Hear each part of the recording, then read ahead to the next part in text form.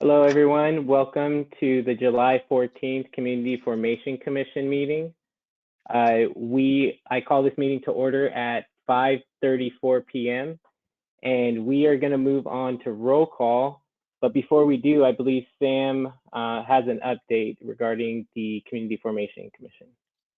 Correct. Thank you, Chair. Commissioner Leandra Harris is unable to continue serving on the Community Formation Commission, so she has stepped down. So as our first alternate, Louisa Wood is now officially Commissioner. Welcome, Louisa. So I will take roll. Damo Adamalikan, absent. Christian Alonso. Present. Serafina Chavez. Gabe Escobedo. Here. Kim Johnson is absent. Rachel Johnson. Present. Jordan Killebrew. Here. We see you, Jordan. Jacob. Here. Mario Gorman. Present. Lizzie Rodriguez. Present. Richard Sander. Anna Zepeda. And our alternate is Luis Reyno. And I'm here. And Louisa Wood is present, Commissioner. Okay. All right. Thank you, Sam. And so before we move on to public comment, which would be the next item, I just wanted to kind of highlight what both Anna and I included in the email to the commissioners before is now that we have NACOL as our facilitator, most of the discussion items are going to be handled, are going to be facilitated by a representative. Most of the time it's going to be Cami. So most of those discussions are going to be facilitated by NACOL, and then the chair, whether it's myself or Anna, we're going to handle more of the administrative stuff. So that's public comment, reading the items into the record, and yeah. So I think I'm pretty excited about it, and I hope everyone else is. And I think today's meeting is going to go really well. So hi, Louis. Good to see you. Okay, so we will go to public comment, and members of the public can comment on items that are not on the agenda. Each public commenter has 3 minutes, and they cannot donate their time to other public commenters. Sam, do we have any public comment? Let me ask, if there's anyone that wishes to speak on an item not on the agenda, please raise your hand or use the chat feature. Madam Mayor, do you have a comment or question? Well, thank you, Mr. Ramirez and Chair Escobedo. I did just want to announce myself to the group and to the public as someone who is sitting in as a liaison from the City Council. And it's been a pleasure and an honor to be with you. Your meetings go long, so do ours. I think the virtual format makes things a little bit longer. Maybe we'll be getting away from that soon. I did miss last month because we had our final budget deliberation, but I watched the meeting. Good discussion about the charter and Lieutenant Hill's presentation. So I will fade into the background, but be here if you have questions for someone who representing the council. And if you, I here as a resource for you and cheering you on. Thank you. Thank you, Madam Mayor. And there are no further, I'm seeing no comments from the public, Chair, so you can close if needed. Okay, we will close public comment. Thank you, Sam. And we'll move on to the administrative agenda, which is just one item, and that's consideration and action on the draft minutes for June 9th, 2021. Are there any changes that anyone would like to make to the draft minutes? And if I move to approve the minutes, Chair. Thanks, Christian. Is there a second from Jordan? Was it? Okay. So we got a first from Christian, a second from Jordan. Do we have any discussion? I'm guessing not. And if that's the case, Sam, can we go to a voice vote on the minutes? Yes, so the motion was to approve the June 9th minutes as presented. It's been seconded by, made by Alonso, seconded by Killebrew. All those in favor, say aye. Aye. Aye. Aye. Against? Motion passes. Okay. So we'll close the administrative agenda and move on to our first item. This is item 5. This is identifying opportunities and challenges for the commission, where the National Association for Civilian Oversight of Law Enforcement, otherwise known as NACOL, will lead a discussion with the commission to identify the opportunities and challenges in establishing a civilian oversight body for the city of Santa Barbara. And so without further ado, I'll turn it over to Cami. Thank you, Gabe. It's really good to be with all of you again. I have had the pleasure of meeting with you, I think all of you, at the working groups over the past month. And I have to tell you, it's been really nice to also get to be with you in smaller groups, to get to know some of you some more, have some more in-depth conversations. And I'm hoping tonight that we can have some of those in-depth conversations as a group so everybody can benefit from those as well. So thank you for allowing me to join you again, and it's a pleasure to be here, and I mean that sincerely. Before I get started, one of the things I wanted to mention to all of you is because I've heard from various members of the commission some concern about, you know, we only have until March, it's July, where are we? Are we going to be able to finish this? And I just wanted to let you know that where you are right now is not very different than any other commission or task force that is being put in this position. It's very difficult when you are a very valued member of the community, you are very passionate about the work you do, are put into a position where you don't know all of the information that is needed to complete the task, regardless of how passionate and committed you are to it. So there is a huge learning curve here. There's just trying to figure out the way and the steps. And so I wanted to reassure all of you that you're not any different than any other group that's been tasked with something like this. And I feel like all of you, particularly having heard the commitment that I have from all of you, I see this as not a problem to be done by March. So, and I think tonight is kind of that first step of leading you or charging you in that direction. And so hopefully by the time we leave here today, you will be feeling much more confident, or as confident as I am in all of you for that task ahead. One more thing before we move on. Last time we spoke, I talked about this elusive project that we have been working on for years that was going to be released. It was done through a grant through the COPS office, and it is a very long time coming, but it was released on Tuesday. So on our website, under the resource section, the very first tab on the drop-down list called Recent Reports includes a report on the state of the field of civilian oversight and effective practices. It includes a link to a civilian oversight agency directory that is a searchable database. That it does not include every civilian oversight agency. We're still working on getting everyone to give us the information we need, but it does include, I think we're up to about 85 or 90 different agencies. You can look at all of the auditor agencies, all of the agencies who have subpoena power, all of the agencies in California.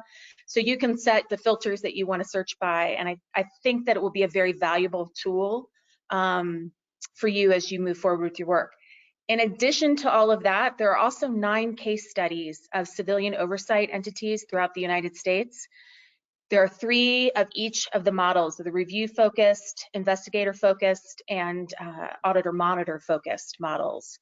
So I think that those also, as you start to narrow down your search for what kind of model you'll be recommending, I think those will be valuable because not only does it give you information about the entity itself, but it also has some good lessons learned in there and some of the things that they went through to get where they are at this point in time. So I think those will be helpful. And when we have certain questions, I can definitely say, oh, you know, the Denver report will be a great place to start, or the LA report.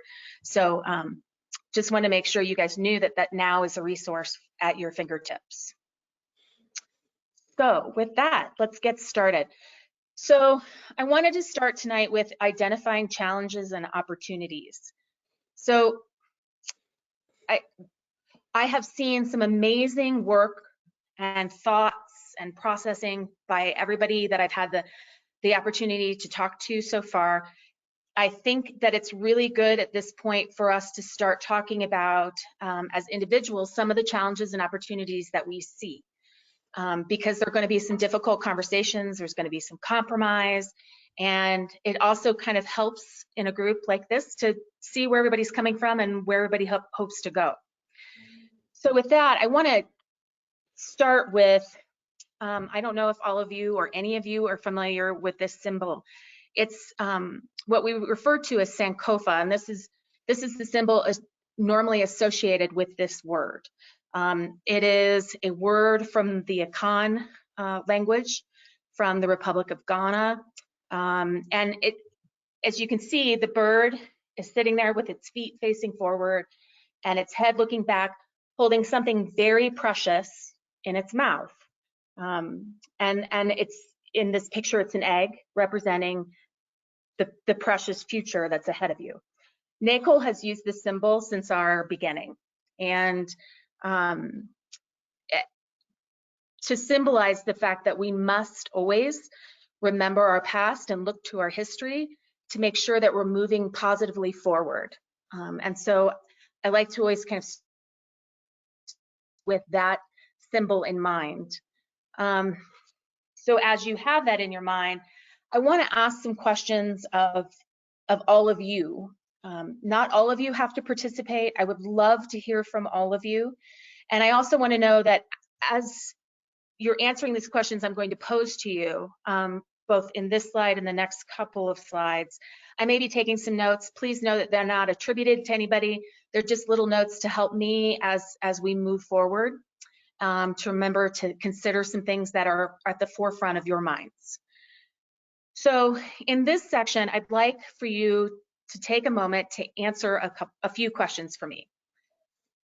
In your opinion, why was the commission established? What, in your opinion, does Santa Barbara want from this commission? You could even extend that question to civilian oversight. What do they want out of a civilian oversight entity? And then finally, I'd love for you, if you feel comfortable, to tell me what you believe your legacy will be. And that could be the legacy of the commission itself, or it could be your work on the commission. So with that, I would love to open it up for anybody who would like to just jump in first with those questions. And although none of you have to talk, I feel like someone does. And so I will call on someone if no one volunteers.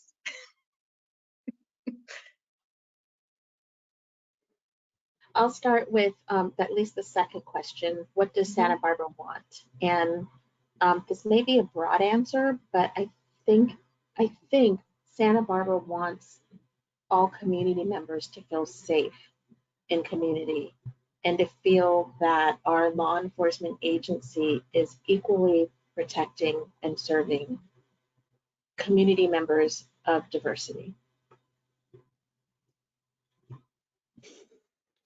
Thank you, Lizzie.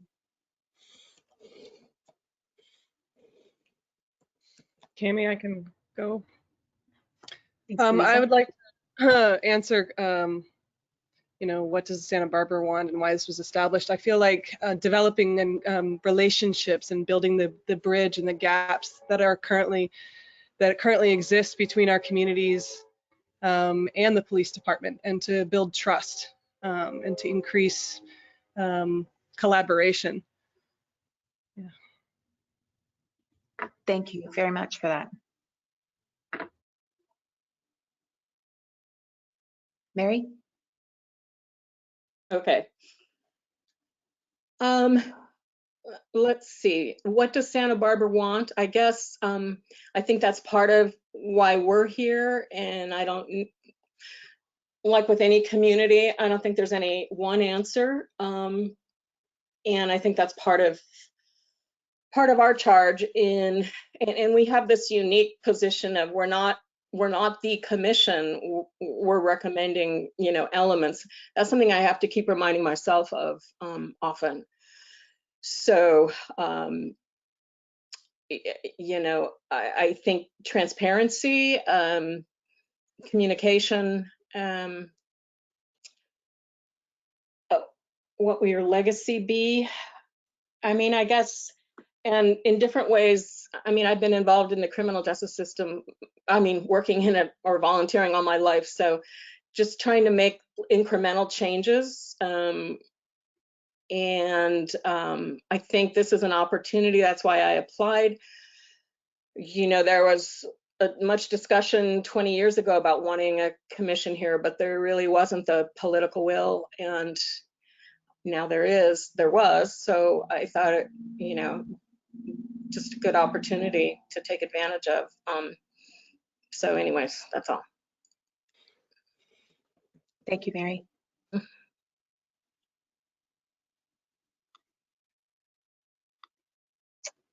Anyone else want to jump in?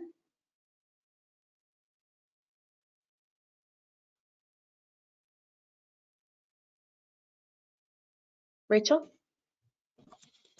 Yeah, I guess I'll take a stab at the first and the third. I think the why this commission was established, I think on some level was in response to a particular political moment in time last year. And I think it's important to acknowledge that sometimes it takes a really horrific moment to create that political will. And I think, we should acknowledge that this came out of that moment, even though really it came out of many years before that moment of people trying to achieve, this in our community. So I think because of that sort of dual reason that we're here, what I'd love to see our legacy be is to make that moment worth it, right? Like honor both the critical moment that arose last year, but also everything that led up to that within our community since, the George Floyd murder and a lot of the stuff happening on the national stage just gave some immediacy to it. But, that we can really turn that into really honoring what our community wanted and has wanted for a long time. Which is why I avoided the second question, because I feel like I'm still not sure what our community wants, right? And I think that's part of our work here as well, is to really figure that out as well. Thank you, Rachel.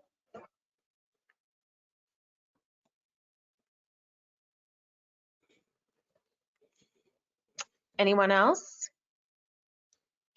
Yeah, I think I'll go if no one else is ready yet. But I think we are here. Why were we established? We're here due to the labor of folks who've been pushing for this for a long time, folks in our community who are directly impacted by violence and police misconduct, and have been pushing for that in our community for quite some time, and in other communities as well. So we have this political moment that creates the will to do something about it, but it is the result of many years of unpaid labor on the behalf of several folks in our community who are impacted by misconduct. And so I think, like, what do we want? Like, I think what we're aiming for is for transparency, for accountability, for justice, right? And we're all in pursuit of that. I think there's mutual benefit to this endeavor for all parties involved. And I appreciate, the involvement on this committee of Lieutenant Hill and other folks that are willing to have the conversation with us and look at the processes and improve. And I think what we talked about a lot that I haven't heard brought up yet, but that a lot of you have brought up in meetings prior to this, is the wish or the want for us to be a model for future municipal jurisdictions or whoever to establish their own type of oversight and accountability. And we talked about this before. Cami says we have the most per capita oversight in the country, which to me is nuts because of the 58 cities or the 58 we have like 400 something cities in the state of California, and fewer than 3.5% of those actually have oversight. So if we're the best that the nation's got, there's a lot of work to do. So anyway, that's what I think the legacy is, to help add to our voices to the blueprint for other folks to do the same. Great, thank you for that, Christian.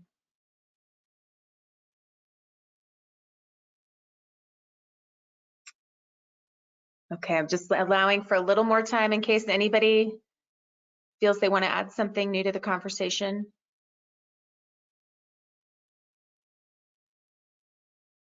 But since other people answered, I will not force anybody else. So, okay, with that, what I want to move into now is to talk really about challenges. And before, I've got this list of this cheat sheet here that'll show up in a minute of different challenges that many oversight agencies, cities looking to establish oversight have. But I would love to hear from all of you some of the challenges that you are feeling right now as commissioners, but also some challenges that you foresee for the city as it goes to implement civilian oversight. So who would like to start? Someone that maybe didn't speak last time? No, go ahead. Gabe? I think one of the first challenges that comes to my mind is navigating how this civilian oversight body will fit into a charter city model, and what logistically that looks like for our city, and how we can navigate some of those existing bodies that currently exist in the city, and making sure that we're not duplicating efforts, but that this civilian oversight is still effective and has the ability to carry out the work. Can I go? Yes, Jacob, please.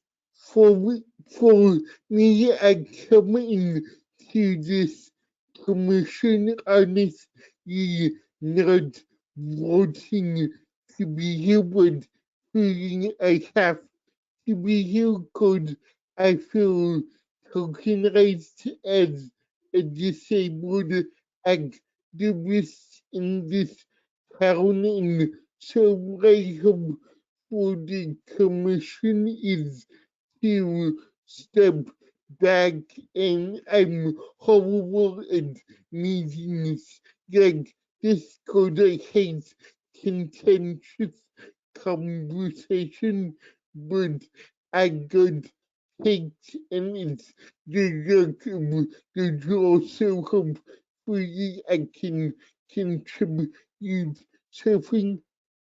Thank you. Thank you, Jacob. Jacob, I'm sorry, I didn't catch some of that, and I'm wondering, can you repeat some of it? I want to make sure. I feel tokenized at these meetings and in the community, and I feel like I had to step up to be on this commission, because if I didn't, also I want to say I did try to recruit other people with disabilities, but they were not given an interview. So if we can work on that process. Thank you for repeating that. I got it now. Thank you again, Jacob. Any other challenges that are on your mind? Mary?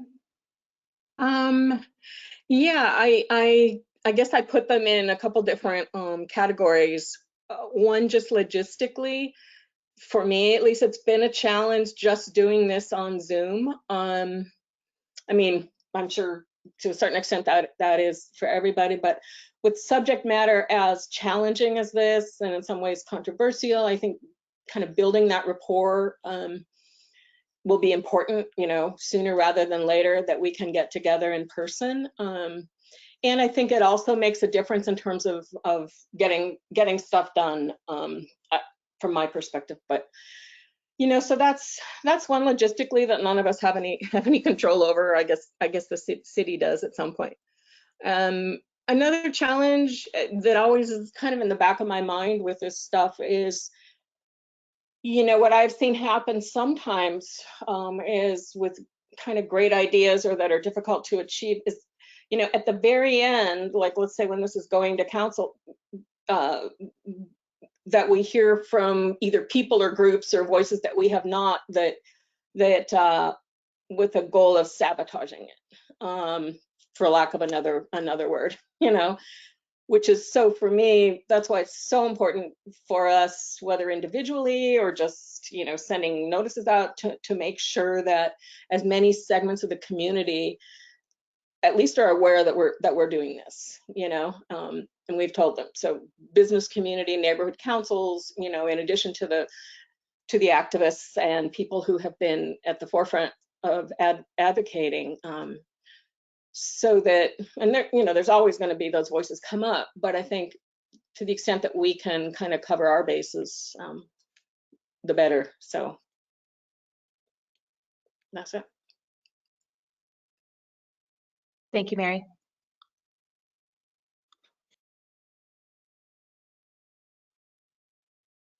Any other challenges that you're seeing? Oh, Jordan, please. Yeah, I would echo what Mary was saying, because that's a huge concern for me as well. Is just, we put in all this work and we do all this outreach, and then at the end, there, folks that might consider this controversial will come in and uproot that. So I think really spending time making sure that we are communicating efficiently and effectively what our goals and our aspirations are, and what we want to do and what we want to implement, because I firmly believe that, and I hear this all the time, that Santa Barbara is a special place, and that we always want to strive and be better and do better and be more community centered. And so I think if we lead with that in our hearts and communicate that, I think we can go really far. But I really don't want to be blindsided by any community group that is feeling like this is unnecessary or this is controversial. And I think we need to really lean into that, and hopefully come to, another concern of mine is that we do our due diligence in selecting a model that worked for Santa Barbara, but also making sure that we give enough time for people to absorb what this model looks like, question it, or come up with questions, or challenge it in a way that isn't to destroy it and sabotage it, but to actually uplift it and make it better. And so that's really what I'm hoping, is that they can be a constructive feedback session at some point, so that we can be our best, because really at the end of the day, we want everyone to be safe in our communities, as was aforementioned, and we want to make sure that we are including our police department as part of that community and not excluding it. Thank you for that, Jordan. I appreciate it. Rachel, did I see your hand up as well? I mean, I don't know if I can say it any better than what Jordan did. I also wanted to sort of amplify what Mary had started and now what Jordan has said. One of the challenges that that hasn't been mentioned is just, I've actually been very surprised that there's been so little public comment, because I feel like this is an issue where I would have thought we'd have more of that. We had sort of one loyal community member who showed up for the first couple ones, with some legal suggestions and things like that, but there really hasn't been anyone since, and that I think is a challenge we should try to kind of deal with earlier rather than later, just like Jordan was just sort of laying out, because I do think Santa Barbara is one of those places where we are I think as a whole very progressively minded in terms of that growth and change as a community.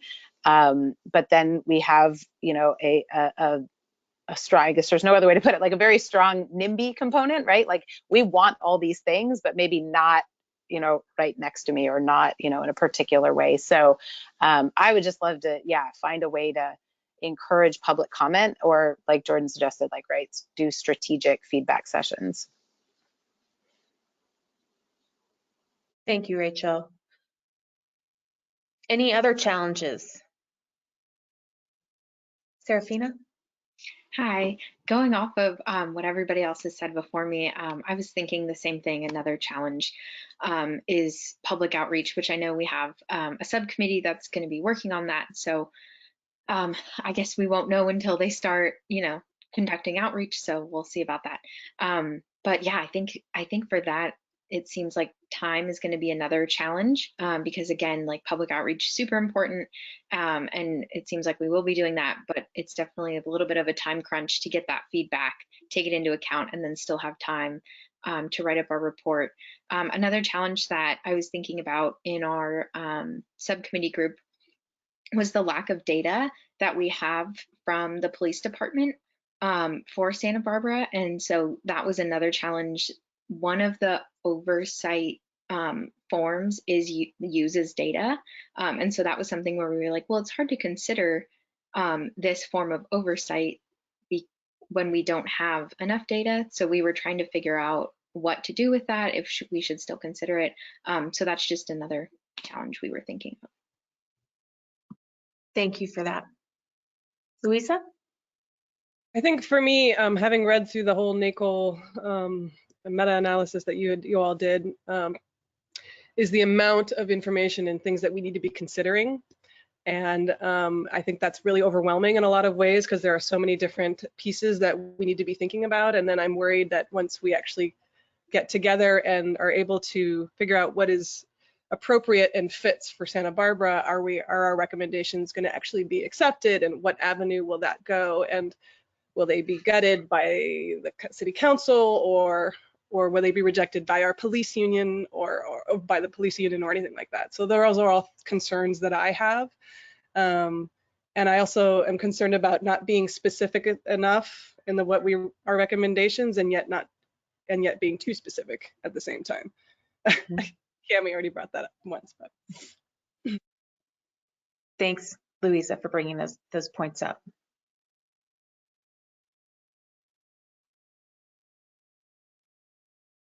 Anyone else before the big reveal here? Okay. So as I mentioned earlier, you're not the first city to do this. Some of the challenges that people have been dealing with is that there are very high expectations from the community, and probably expectations that you're putting on yourself to get this right. And I'm kind of hearing that from some of the comments that you've made. There's also fear from portions of the community, that fear of change. What will this do to the way the police department operates, or how community interacts with the police department? The unions have their own fears of change. Another challenge is that there is a lot of community trauma. Oh, sorry. And that, whether you have had a critical incident in your own city that national media picked up on, or it is a long history of small things that have really impacted community members, that trauma exists. And so that's something to consider and always have in the back of your mind as you're moving forward. And when you're also getting feedback from community and dealing with community through the process, and even once this oversight entity is established, being very thoughtful that that interaction with those who have had trauma will continue. And so the oversight entity itself needs to be prepared for that. Other challenges include, will there be government support for oversight? We've seen government support is often very ready and right there when it's politically expedient. And I think we've seen that in cities all over the country. What we're really hoping for as we move forward is that government support doesn't wane, that there will be support for recommendations for oversight entities that have the authority that they need to carry out the mandates that they've been given, that they have the budgets they need, the staffing levels, the list goes on. But government support is always a challenge.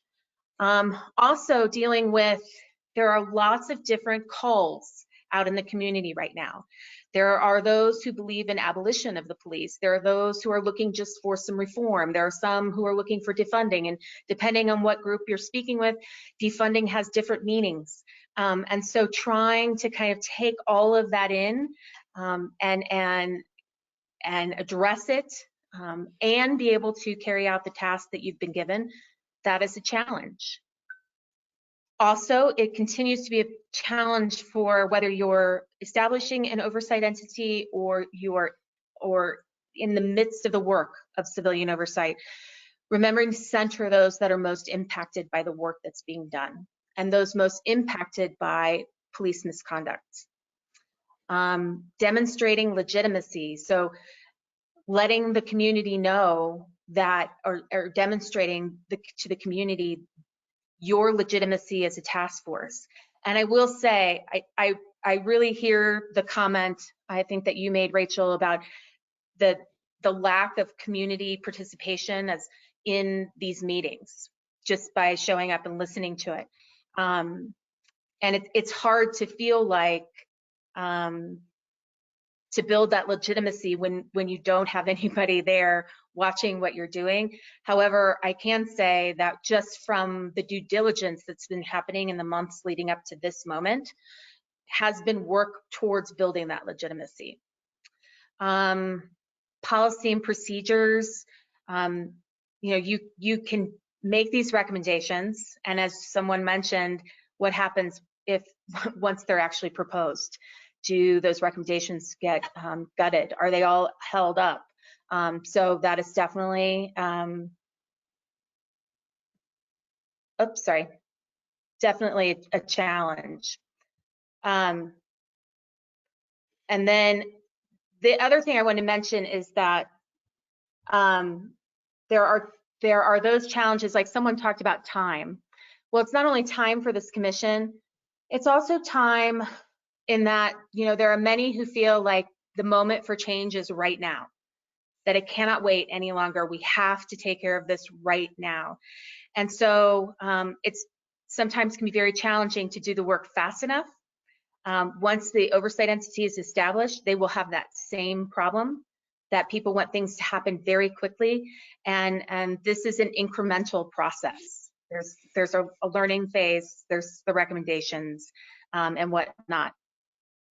The next thing I wanted to move on to was the opportunities, and I realized that I have given the cheat sheet ahead of time for you. But I did want to talk about if anybody had any opportunities to add to this list that are specific to your community. Or is there anything that you don't see on this list?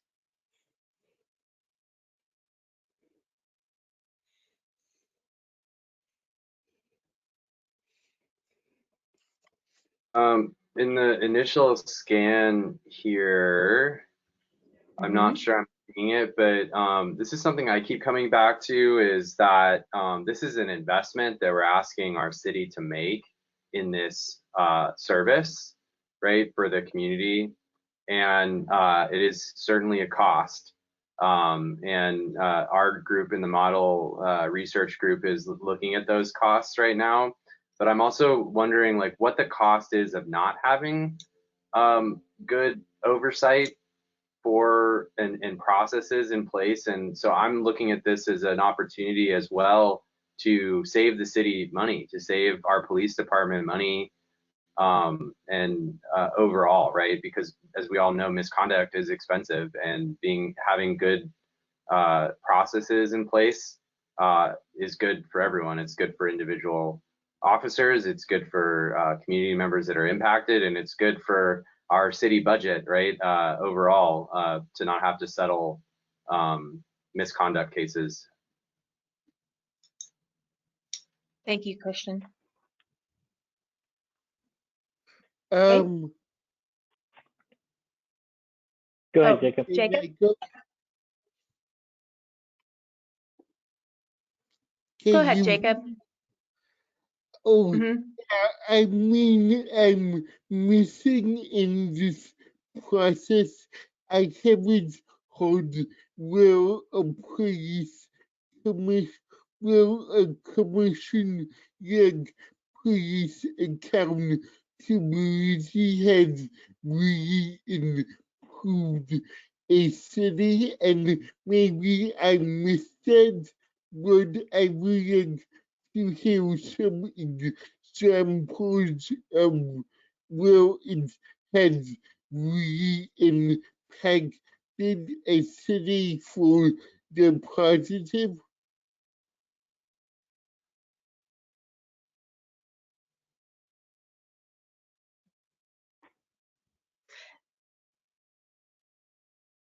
Thank you, Jacob. So can you repeat that very last part for me, Jacob? I'm sorry.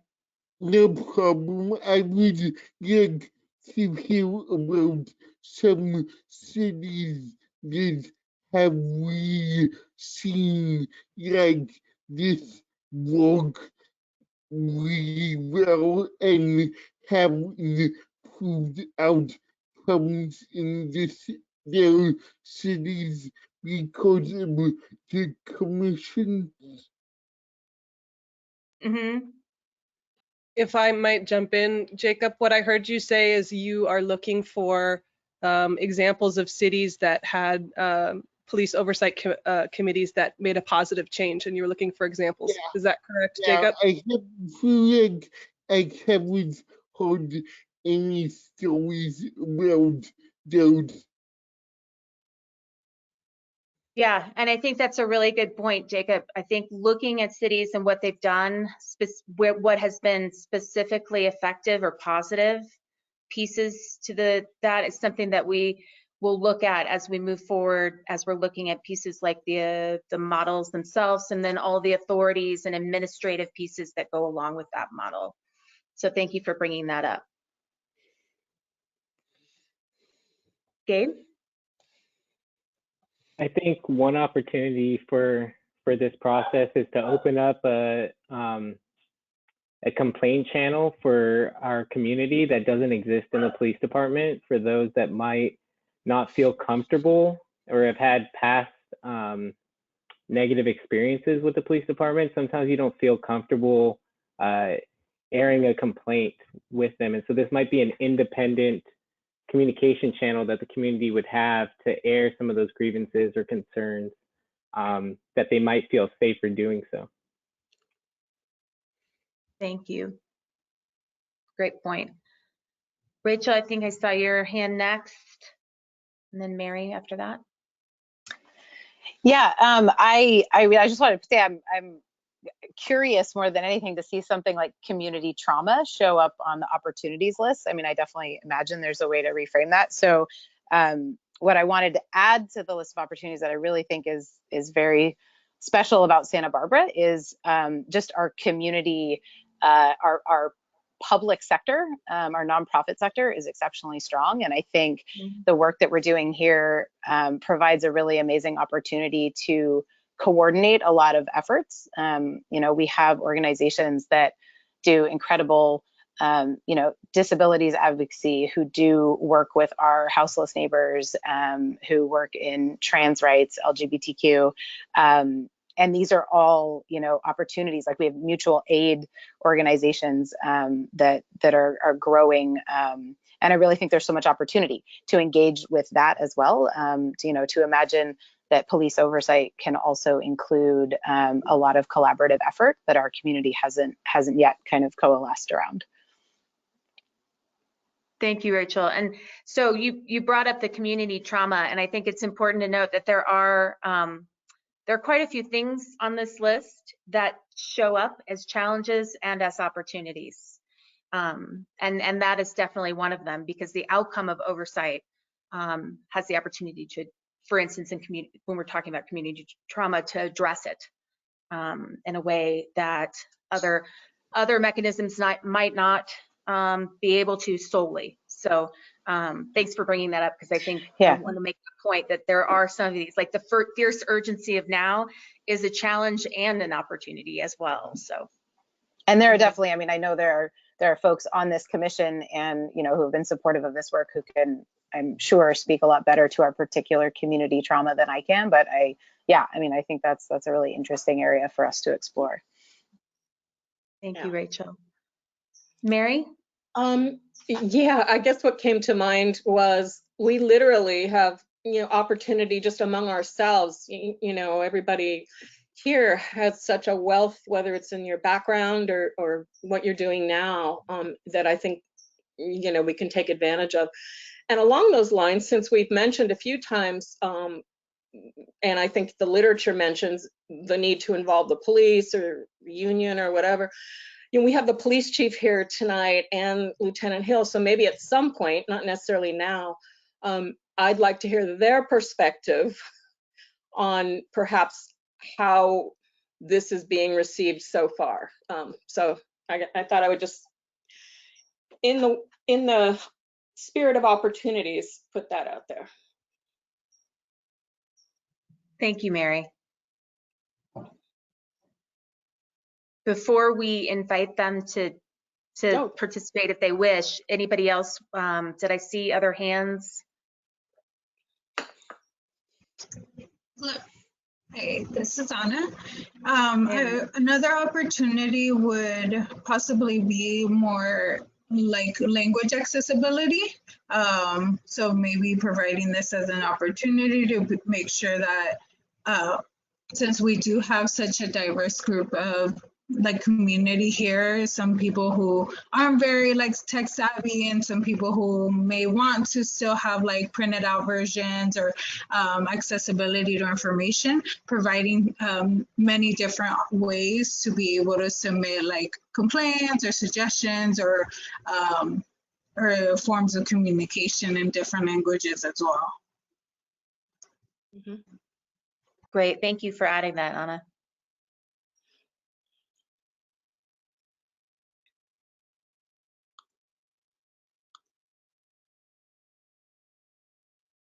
Anyone else?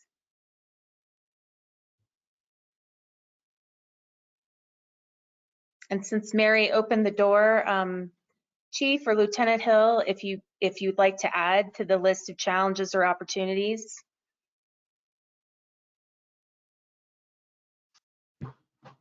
Yeah, thank you, Cami. This is Barney Malekian, and thanks for the members of the commission for being here and for doing this work. I've had the privilege of being the interim chief since March the 1st, and I think most of you are aware that I have been in law enforcement for almost 50 years, including 4 years with the Justice Department in Washington, D.C. under President Obama and Eric Holder. And so I've been involved in oversight work in a variety of communities around the country, in addition to serving as police chief. I think I'm actually incredibly positively moved by the discussion tonight, because I think there is clearly a sincere commitment to want to build trust and bridges. I'm struggling to find the right word, but between the community and law enforcement. And considering that I've spent most of my adult life trying to build those bridges, it's nice to see this come to fruition. I think it is a tremendous opportunity, and I think two things that I would ask, and both of them have been mentioned tonight. One is that part of what you're doing here is changing the system under which we operate and under which law enforcement operates, and in a way that I think will be has the potential to be incredibly positive. And I would only ask on behalf of the men and women that serve the Santa Barbara Police Department that it be clear that what we're looking at is to change the system, to improve accountability, to increase trust, but we are not disparaging the individuals who do the work. Because I think, unfortunately, these two things have gotten conflated and in the national narrative. And so I'm really pleased to see where this discussion is. Secondly, I want you to know, and I know that I will be here for some period of time. My commitment is to stay until a permanent police chief is selected. But I can assure you that this commission, at least members of this commission, will undoubtedly be involved in that search process in some fashion. And that the commitment on behalf of myself, and I'm pretty confident that I speak for the POA, at least in broad terms, that they welcome this, that it has the we've been arguing, we as a profession have been arguing that we're doing this right, we're doing it with good intentions. There's a 12-step slogan that I like, which says that, you know, we judge ourselves by our intentions, but others judge us by our actions. And the problem is that in the national narrative, there are too many actions that are very clearly not in keeping with what I'm saying individually, or what we say as a profession. I just wanted the commission to know it has been very deliberate that I have not sat in on these meetings for the first few months. I wanted this group to not feel like the department or the police chief was trying to you know, exert some kind of undue influence. I wanted to be respectful of the process, but I hope that you will welcome my at least watching what's going on and be available to respond to any questions that people have as we go forward. So thank you. I don't know if I answered what you're looking for, Cami, or not, but. No, I appreciate the comments. Thank you.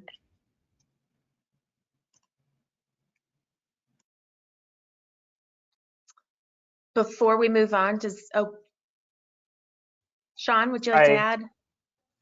Sorry, if I could just, I just wanted to let everybody know I was here and I'm listening. Regarding and related to this question, I think the big key thing that stands out for me that I've heard everybody talk about is trust, transparency, relationships. I believe a successful oversight model makes not only the community, but the department and the individual officers safer as well. And a key component that I keep coming across, learning a lot from Nicole and others, is relationships. Relationships through this process are really important, and I just appreciate the conversation that's being had. So thank you. Thank you.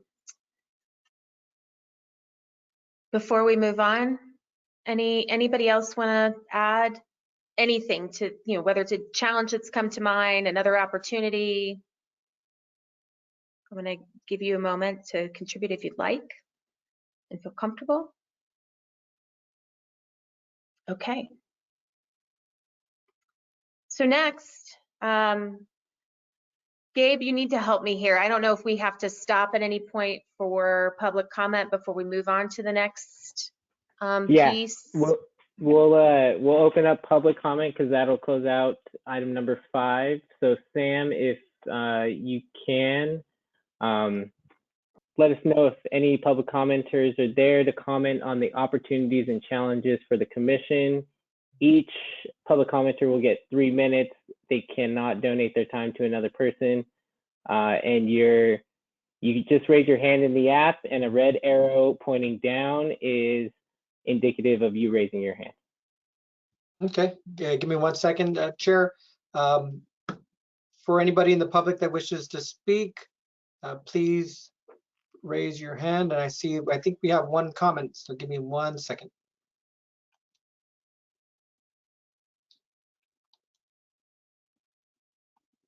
So Amanda, I have unmuted you, so if you'd like to speak, feel free to unmute yourself. We're not seeing any feedback of Chair and members of the commission, so we'll close public comment. Is it possible to reach out to Amanda via chat to just make sure on this item, and we can come back to Amanda if they'd like to speak on that item? Sure. Thank you, Sam.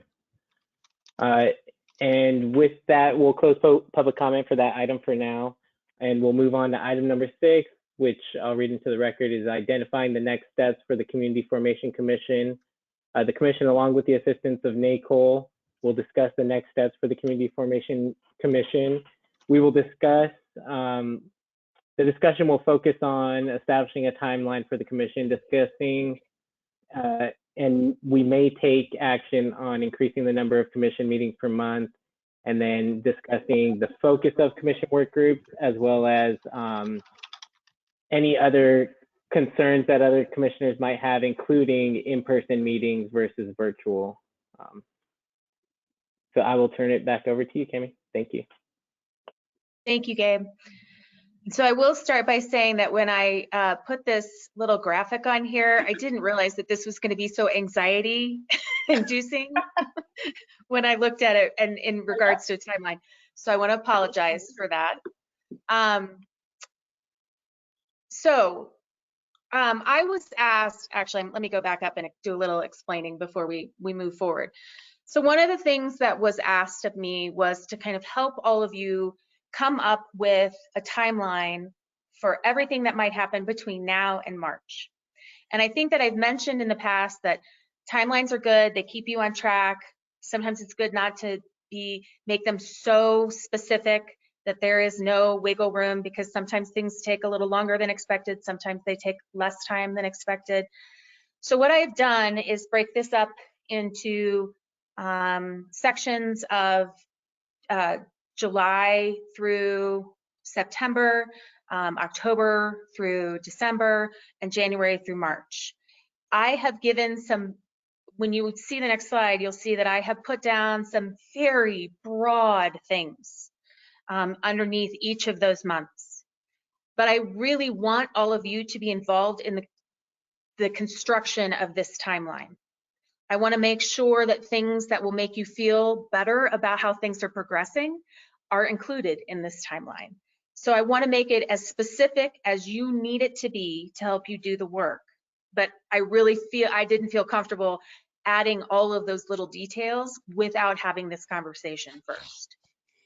So just to start with that explanation, I'm going to move you into the first 3 months. Cami, just excuse me for interrupting. Chair and commissioners, the member of the public is NACO staff and is just observing for tonight. Thank you, Sam. And just so you all know, that the person, I wondered if that was the Amanda that was in the public. So NACO has a new director of operations, Amanda Bustos, who is watching tonight so that she can be a secondary resource for you, just kind of getting some information so that if one of us is unavailable, you always have somebody that you can go to ask questions, since we know that this is a tight timeline, very doable, but tight nonetheless, and we want to make sure you have the resources at any given moment that you need. So with that, I want to move into July, August, and September. So one of the things that needs to happen fairly immediately is the development of the type of model that you want to base everything off of. That will be the bottom floor of what you are creating is that model. Whether it is one of the models that we've discussed previously that the working group talked to all of you about, or hybrid. But that really needs to happen fairly quickly. And then also, and this comes from the conversations that I have had with the community engagement working group, is that the development of the public outreach tools needs to start quickly. They can speak more on some of the ideas that they've had, but I can tell you that that involves outreach events, survey tools, but in order for those to happen in such a short amount of time, that development of those tools needs to happen sooner rather than later. I'm going to go through all 3 of these first, and then we'll go back and we'll write down some of the additions that you would like to see. So in August, additional research and work on specific authorities that will be recommended. So by authorities, I mean things like policy recommendations, subpoena power, training recommendations, and then also additional research and work on specific administrative details, like commission composition. How are people appointed? Who is appointed? What is the day in a fairly broad manner? What does the complaint process look like? Who's investigating complaints? And then, of course, that continuing development of public outreach efforts. And then in September, additional research. And I will say, I'm using the word research in all of in those top 2 bullet points in August and September.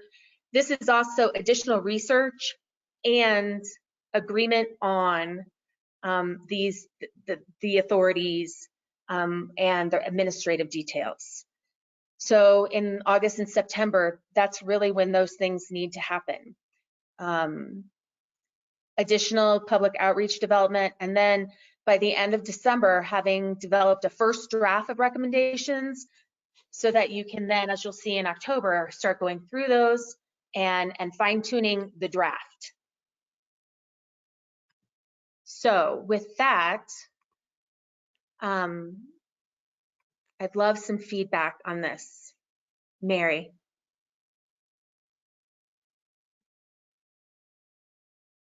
I think you're muted, Mary. Okay, what happened to August? And oh, sorry. That's okay. Wow, okay. Sorry, August is gone. Here we are. Yeah, that scared me a little bit. You know, I think this is reasonable in terms of what I agree, the things that we need to start hashing out. My concern is that a lot of this we need to do as a whole group and not as committees. The committee, like that I'm on, one committee, you know, we've had some great discussions and all that, but I think it's time we need to, because we're gonna all need to vote. We're gonna need to vote, you know, ultimately on something, and so I'm just trying to figure out when we're gonna have those tough conversations. I mean, I think committees are great, but if everyone remembers when these were assigned, it's like I had no idea that even what they were kind of going to be or what the responsibilities are. So I think talking as a group about a lot of these things, whether it's outreach, what community groups, brainstorming, models, and I think you know, that may require like having 2 meetings a month. And so in Mary, fact, I don't know. Oh, I'm sorry to interrupt. Go ahead. No, I don't know how we would do it without having 2 meetings a month, I guess I would say. So why don't we do this, given what you said? Why don't we flip-flop kind of the order of the discussion that we were going to have? Because following the discussion of this, no, it's okay. Because you've made an important point that we might have put the cart before the horse here. So one of the things that we were going to discuss was the amount of meetings, the frequency of meetings. And I think you make a good point. One of the things that will help you get to the March deadline with a completed process is probably having at least 2 meetings a month. Right.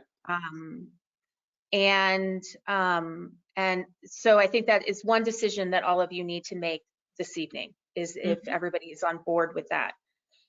And then you also mentioned the work of the working groups as well. And I just want to take a moment, because I think I've said this to almost all the working groups, but I'm not sure I have. One of the questions I've asked all of them is, are the work they're doing right now information just to have information, or is this information that they're gathering actually going to be used to develop a civilian oversight mechanism? Like how, you know, like for instance, I think with the data analytics group, they have, and they were, your commission was charged with getting information about the police department and how it operates. So that was definitely within the realm. So you have all of this valuable information that was provided. What are you going to do with it? Are you, is it something that kind of helps you understand the department better? Is it something, and how is it going to help you actually form a civilian oversight entity? And so some of those questions have to be thought about as you look at what is the next step for the working groups. Right. So I think that, you know, community engagement has a pretty clear mandate right now. When I was doing, I mean, they have something, they are part of every single month. Hope I don't scare any of you off of that working group, but you have something to do throughout the entire process. Models is a very immediate need. The working group is to have additional information, different discussions, lead those discussions that then the whole commission gets involved in, and then ultimately makes the decision on what model will be implemented or recommended. I'm sorry. So I think those are things, I think that the working groups have gotten some very valuable information, and now it's about looking about, do we need to tweak those a little bit for the work going from this point forward? Yeah. And maybe by doing this timeline, some of the direction is going to become very obvious, or maybe the formation of different working groups.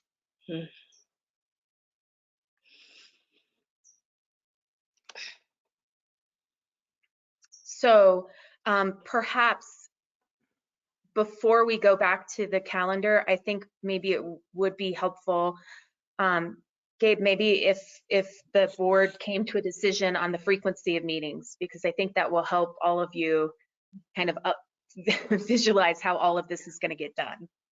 Yeah, and I think Rachel had her hand up. I'm sorry. With a pop-up question. Oh, no, that's fine. That's fine. Yeah, I mean, actually, maybe this goes into that discussion. I was just going to speak sort of to this calendar from the perspective of the community engagement group. Like for August, one of the reasons why I would really support meeting twice is that, you know, we have definitely come up with a number of recommendations as a working group of kind of what certainly should be presented to the whole commission. And I feel like if in the first meeting in August, if we had two, we could present those, there could be discussion, and then also a little bit of time, because I know also, you know, we all operate differently. There are some evenings where we're more energetic and less, and some meetings we think of the things we want to contribute an hour after the meeting concludes. So I mean, right, like that's something where, you know, we could make a presentation about community outreach ideas, people could discuss, share ideas, and then at the final, like a second meeting in August, we could actually, you know, approve going forward with certain trajectories, because there's definitely a lot that could be done in terms of public outreach.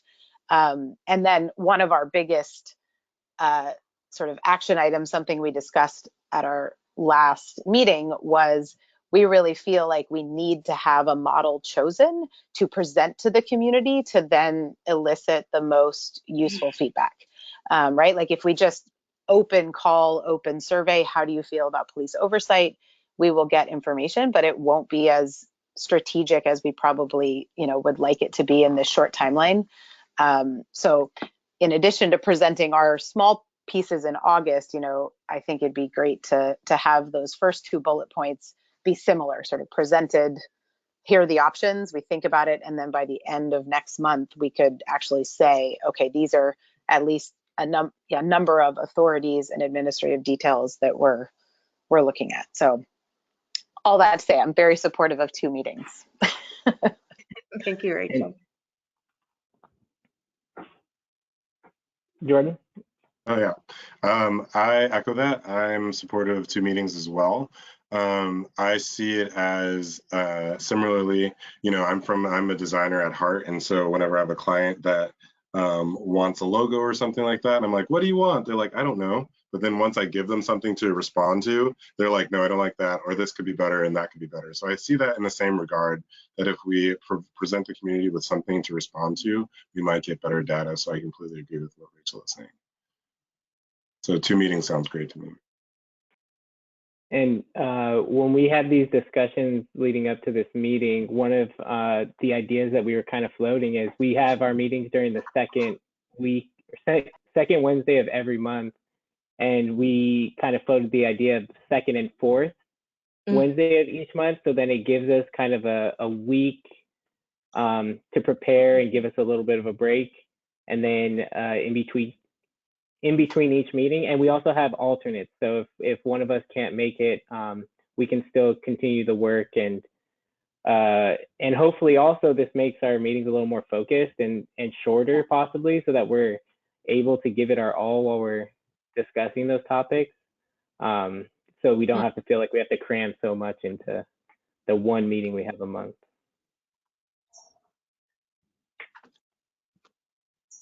Luisa? Excuse me. I highly support having 2 meetings a month on the second and fourth Wednesdays, excuse me, of the month. And I know we are having discussions about meeting in person. I just would ask that we also have, the ability to have someone on the computer on Zoom if they or whatever, go to webinar as they need to be, if that's possible, in case someone's out of the state or for whatever reason, so that we can be accessible. But I would love to meet with you guys 2 times a month. How do you all feel about, oh, sorry, go ahead, Mary. I was just going to say, do you want a motion on two meetings a month? Or? And I was going to ask how everyone feels about having a meeting on the 28th to possibly get ahead of discussing something like research and developing the models and also public outreach. I know it's a quick turnaround. I did check in with Sam to make sure that this would be possible, and he did say yes. And so if that is supported by everyone, then yeah, I think definitely now's the time to make a motion and include that as well. I'd like to make a motion that we, from here on out, or at least for the next few months, meet twice a month, including July 28th, the 4th Wednesday. I'll second that. So the motion by Mary, second by Luisa. John, any feedback on the motion? Does that work? Sam, does that work for you as well? Yeah, as your staff liaison, that works for me, Chair and Commissioners. If we needed to start a little earlier, we could, if that was something the Commission wanted to do, we could do that as well. We just need to know in advance of posting the agenda. But I have nothing further, and I'd be happy to take a voice vote if you're ready. Does anyone else have comments? Lizzie? I support 2 meetings a month, and just kind of throwing it out. We can also use public outreach as an opportunity to educate as well. So I don't think we have to have the final model in order to start our outreach. I think we can do education as well, just as we're learning about the various models and what cities are using them and the pros and cons or successes and opportunities. I think we can present that to the public as well, and then get their feedback on it. So just kind of throwing that idea that we don't have to have a finished product before we can do our public outreach. I think if I can clarify, I think that's what we were talking about, is actually presenting something or different models for people to then respond to.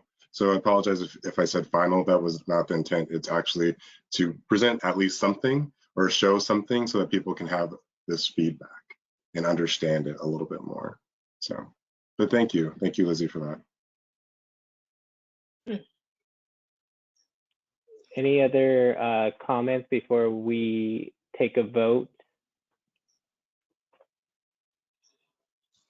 Okay, Sam, we could do a voice. Sure, I'm just going to repeat the motion.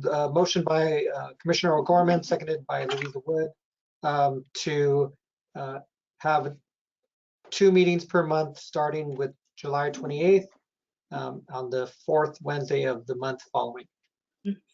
All in favor? Can I get a point of clarification? Apologies.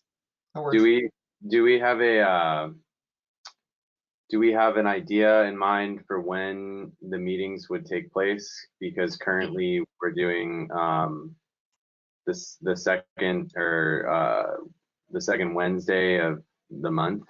When would the second meeting take place? It would be on the 4th Wednesday of the month. 4th. So July 28th is the 4th, I believe. Yeah. And then in August. Are you talking about time? And then in August, it'd be the 2nd Wednesday and the 4th Wednesday. And then going like that per month after. What was that, Commissioner O'Gorman? I wondered if Christian was referring to a time, like different than 5 o'clock or 5:30. Is that what you meant, or no? Date and time, yeah, just so people know what they're voting on. Mhm. So we can stick to the 5:30, and then unless, you know, that seems to be a time that works for most of the commission. Okay, would that need to be amended in the motion? Yeah. Are those changes okay with you, Mary and Lisa?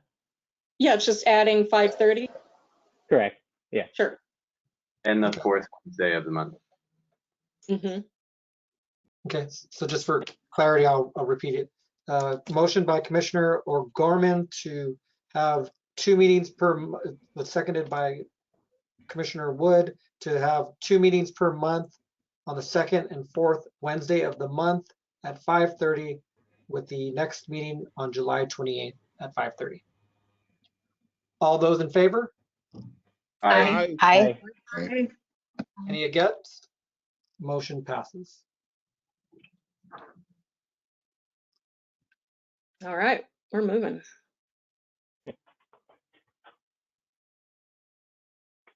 Okay, so now that we've gotten that settled, maybe we can go back to the calendar. And what I'm going to do is I'm going to go through all of the months.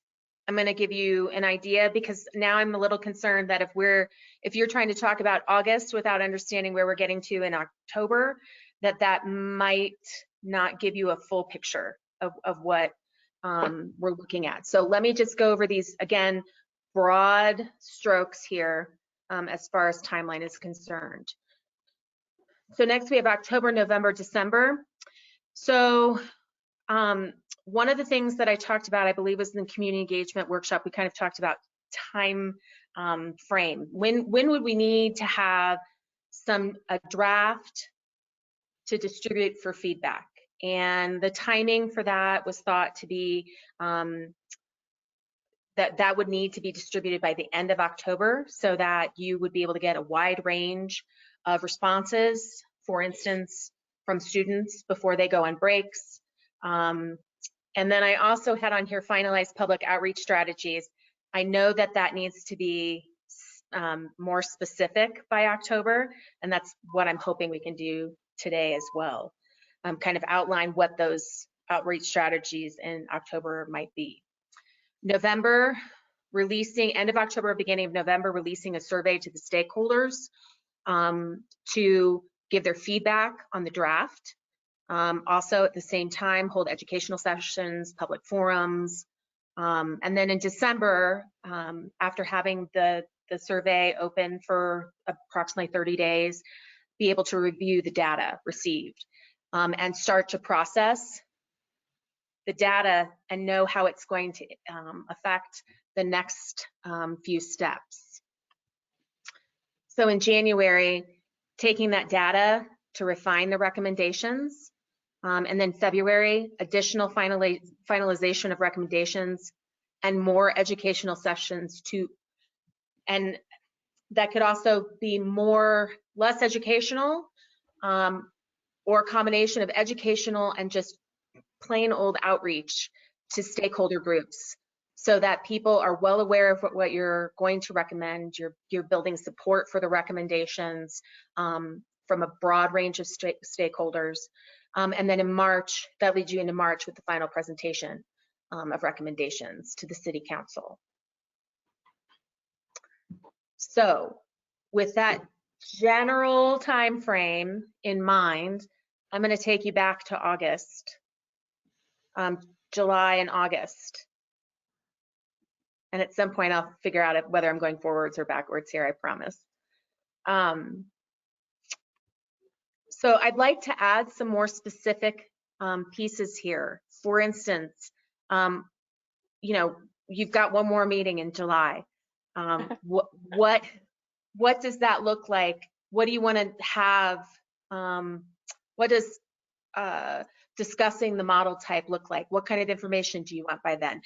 What kind of work will be done on public outreach and development? So those are the type of things that I want us to discuss now, so that we can get kind of a running list here of additional items that I will then put into a timeline for you that has all of this in one place. for you to look at one more time. And I'll do that probably later this week so that you have time to digest that as you move towards your next meeting in July.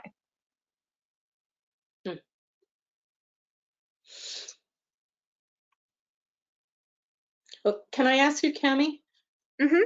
What do you, so when you say, so for August, I don't know what happened to August, but. Sorry, every time I click the screen so I can see your faces, it advances, so I apologize. That's okay. My mind's kind of getting a little fuzzy, but so I think you said, well, no, that's not August. So there's something about the model. Okay, research and develop model types. So we're already in the second meeting of July. You know, like I've been reading, everyone's been reading, but so, or the first meeting of July. So for next time then, are we going to flesh those out more as a group and really, whether it's taking straw polls or, I mean, I think if that's what the goal is of that, then I don't know how we not do that, if that makes sense. Right. So what I think you're right, Mary. So talking about, you've really, the model working group has done research. And they presented that research to you. Sam sent out to all of you that document on the different models, so you could have in one place some very specific information about the different model types. So in my mind, what would happen at the next meeting would be a discussion on model types and working as a group towards making a decision on what looks best. Now, if you can't come up to, if you are having the discussion and there are questions that are lingering, then one of the things that I will be doing throughout this entire process, particularly now that we're going to meet twice a month, is that if you have questions and you need examples of how other cities are doing it, or examples of how something is dealt with in one ordinance or another, pulling that resource for you, so, and distributing to all of you so that you have that information, so that if you can't make a decision at this meeting, then you for sure will have all of the information you need at the next to make it, so we can keep it moving forward. And I'll, like, for instance, because you have a working group on models, working on this specifically with them to get them any other information they need that can be distributed to the group as a whole. Does that answer your question, Mary?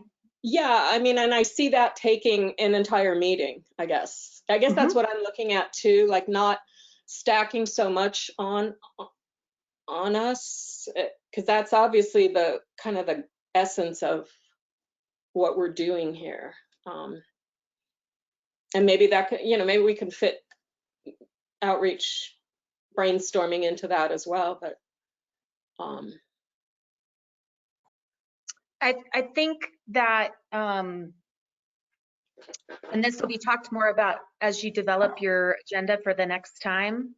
I think that you will have time to discuss models and have a good all-out discussion on model types and still have time. I think that we can frame those discussions in a way that allows for the work that needs to be done each month to be done. Okay.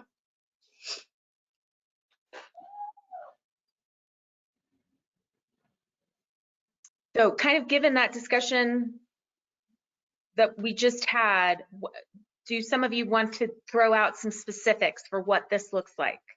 Or are you fine with just the broad strokes? I don't want to force you into specificity if that's not where you want to go. Because I can read between the lines all day long. Christian? Commissioner Johnson had their hand up first, and then I'll go after. Okay. Rachel? Oh, thanks, Christian. No, I was just going to say to Mary's point, I mean, I kind of agree that model type conversation could take quite some time. And I mean, I would ask Jordan and Anna certainly to put their thoughts on this as well. But I'm kind of thinking I would love to have a full discussion of that, even prior to maybe the public outreach conversation. Like, I think that one feels like it could fit in the first meeting of August a little better after having more of the conversation about model type, because I do think that community stakeholders are going to come out of that conversation pretty naturally, which would then give the working group even more to kind of refine. Because I feel like, you know, we've got a fairly solid kind of grouping of recommendations for the whole commission to consider and do brainstorming about. So I mean, I might suggest that being first meeting in August, save some time in July. Mm-hmm. That makes sense.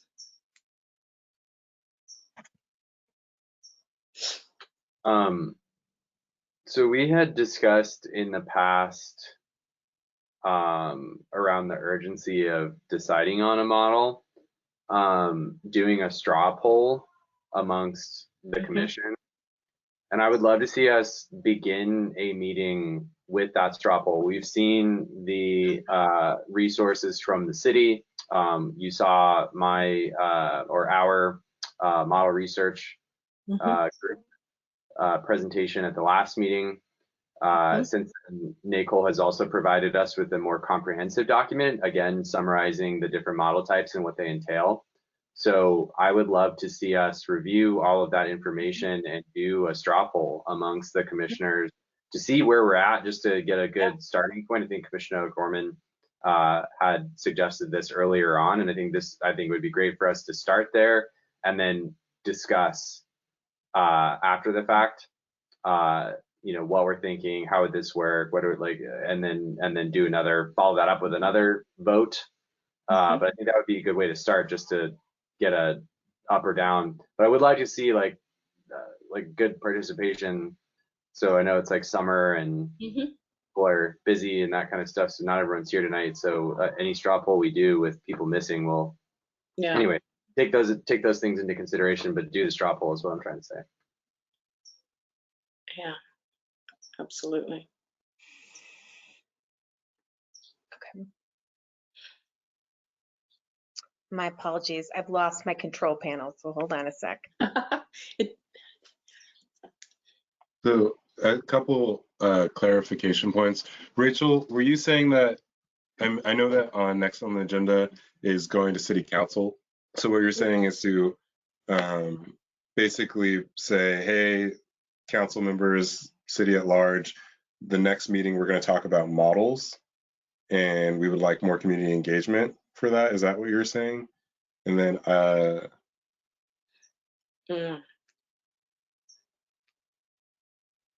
Are you talking about the presentation that like Gabe and Anna are going to do at council on what is that date? The 27th? 27. I don't think we've talked about that yet. Yeah, I mean, I definitely wasn't thinking of that. Okay. Yeah, I was thinking of our internal discussion as a commission that about the public outreach ideas that our working group talked about at our last meeting. Okay. But that's a good point. We should probably talk about what Gabe and Honor, if they're representing what the work groups are doing. I just sort of assumed this timeline would be part of what they present. Absolutely. I think it's next on the agenda. Sorry, I didn't mean to jump ahead.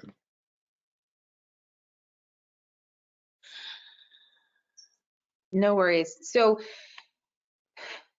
is anybody, I've been trying to take some notes so that we can move some things around, be more specific. Anything else for July? I feel like you've got enough for one meeting. Yeah. August.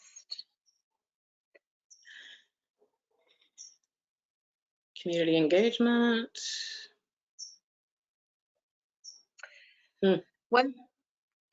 I'm sorry, I cut you off, Mary. We're going to say something? No, I'm sorry. I need to mute myself because I was talking to myself. Okay. So. One of the things I will say is that I don't know if you want this much on the timeline, but one of the things that will have to happen between the meeting in July and the first meeting in August is to get some information to you about authorities and some research to be done. And that could look like, that kind of moves us into when we talk about our working groups. Does there need to be a working group on oversight authorities, one on administrative process? So those are some things. We don't have to have that conversation now. I think the working groups will show themselves when we're done with this, but I want to kind of also let you know that there's work to be done in between these months before you can have that conversation.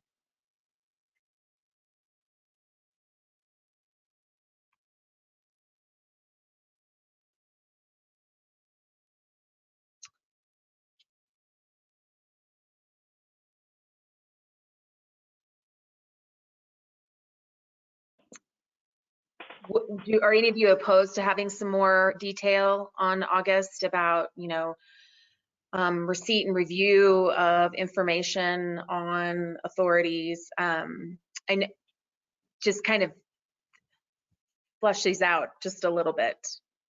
Or do any of you have ideas of what kind of language would be helpful for you in this timeline? Maybe explain authorities a little more. I mean, we know what you're talking about, but in writing, like on the timeline, spell it out a little more. So, legal writings, whatever.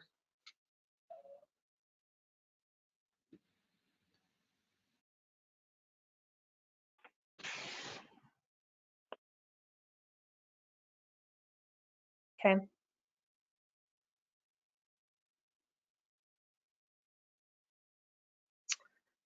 Okay, so let's move on to September then.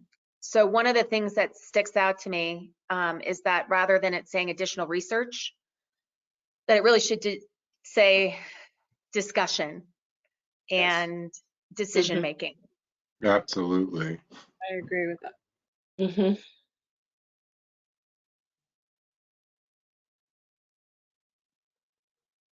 Mm-hmm. Okay.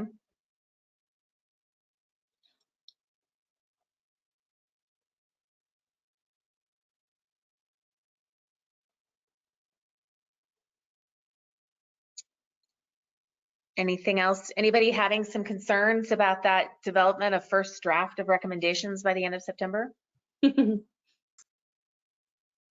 don't have well, maybe I do have a concern about that.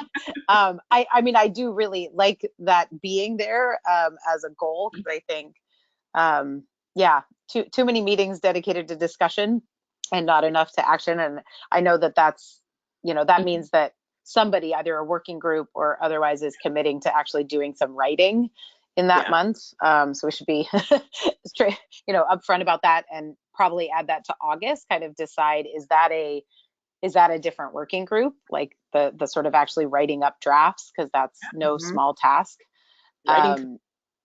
Yeah, a writing work group. And then I would also add to September, I think the public outreach development could be fleshed out a little bit further in terms of, I think September would be the right time to have a really well-developed fall schedule. So if there are going to be feedback sessions, listening sessions, like actually start calendaring those and working with the community groups to kind of populate those calendar dates. And I mean, probably survey development would begin in this month as well, right? If it's going to launch end of October.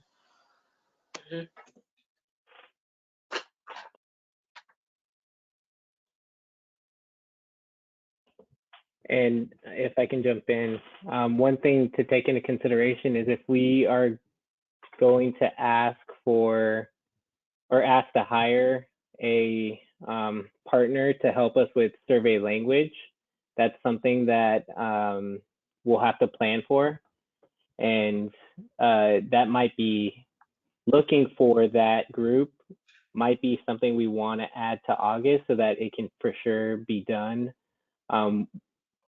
by the time that we need it. As we saw, the NACOL, although it was quick, especially for city processes, it did take longer than we had anticipated.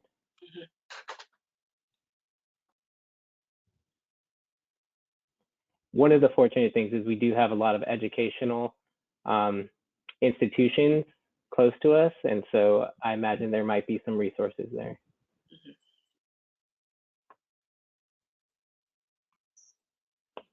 So to clarify, that would be hiring an additional vendor to write out the different recommendations versus us as commissioners writing it out. I just wanted to clarify. I'm a little lost. Oh, sorry. I'll clarify. Thank you for bringing that up, Jordan. It would be, so we would come up with what we would want the survey questions to be, but they would formulate the language so it wouldn't be leading, and we would hire a firm to help us with that. That's the survey. All right, thank you. Yeah. Thank you for that. And I would just add quickly to translation. That probably doesn't need to be in August, but any translation needs for the survey and outreach material will also take some time.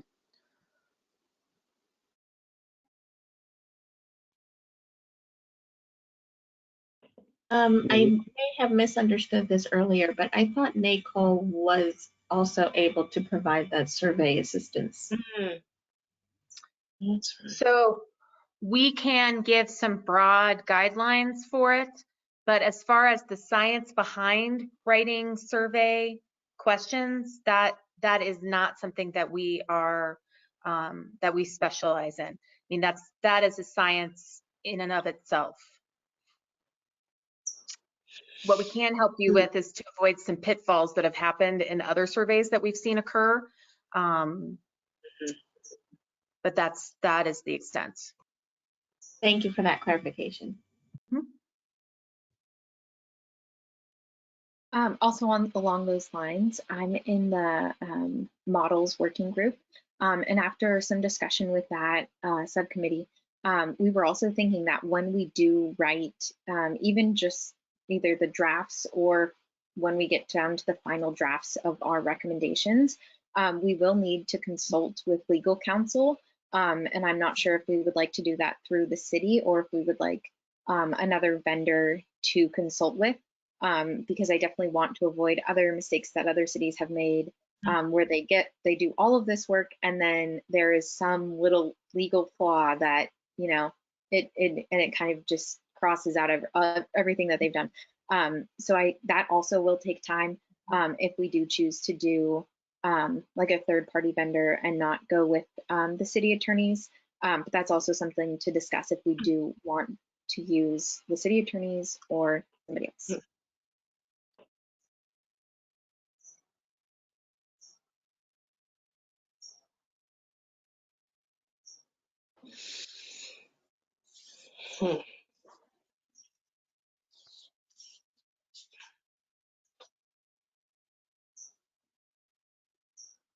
Okay.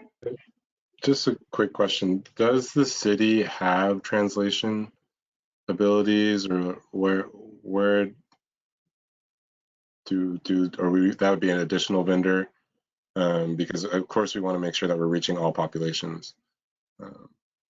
Jordan, the city does have staff that does translate documents and internally, and then we've used external staff as well. So I think we're able to do that if needed. Thank you. I think that's maybe something we could add to the discussion and maybe our presentation to the commission in August as well, is a discussion of which languages, right? Like if it's more than just Spanish, which I think it should be. So you mentioned that as well.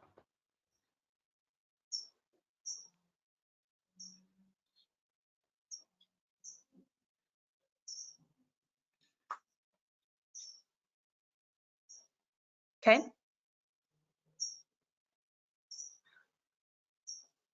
Anything else for these 3 months? And but at this point, I cannot see any of your faces, so just jump in if you have something to add.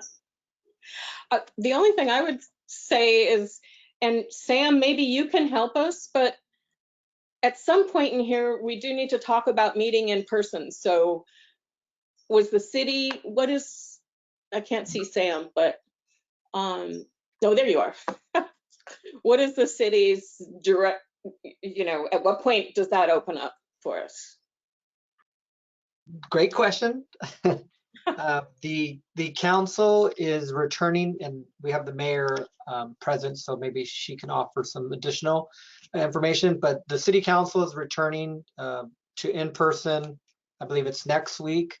But they're doing it as their body, but not opening it up to the public yet. As I mentioned, with a group this big, we have 2 facilities. We can find a facility for you to use, but for a group this big, it may not be able to live stream for the public. So that's a consideration that you need to consider, and it may not be open to the public.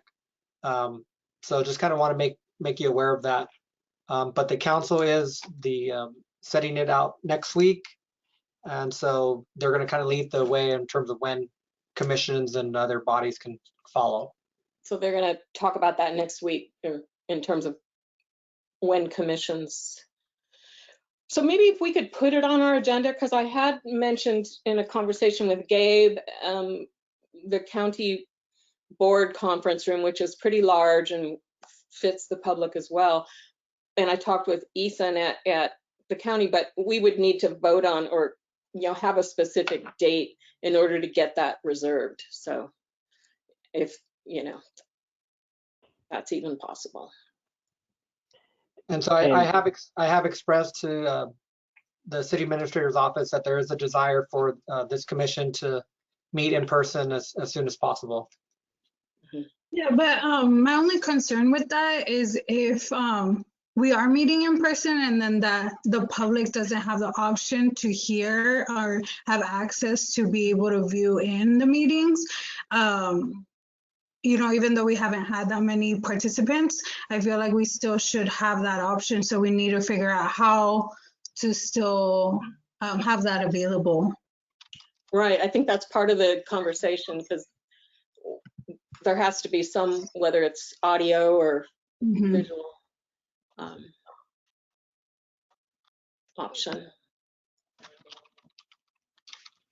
So I will see what we can work out between now and your next meeting, even actually before then, because we'll have to agendize it. But at the very least, if we can't make it work by end of July, we'll look toward that first meeting in August. Yeah. I was just saying to talk about it in July. One thing to think about too is Cami is in different states, so trying to figure out what that looks like if we're in person and we have some members, whether it's members of the commission who don't feel comfortable, or Cami as our facilitator.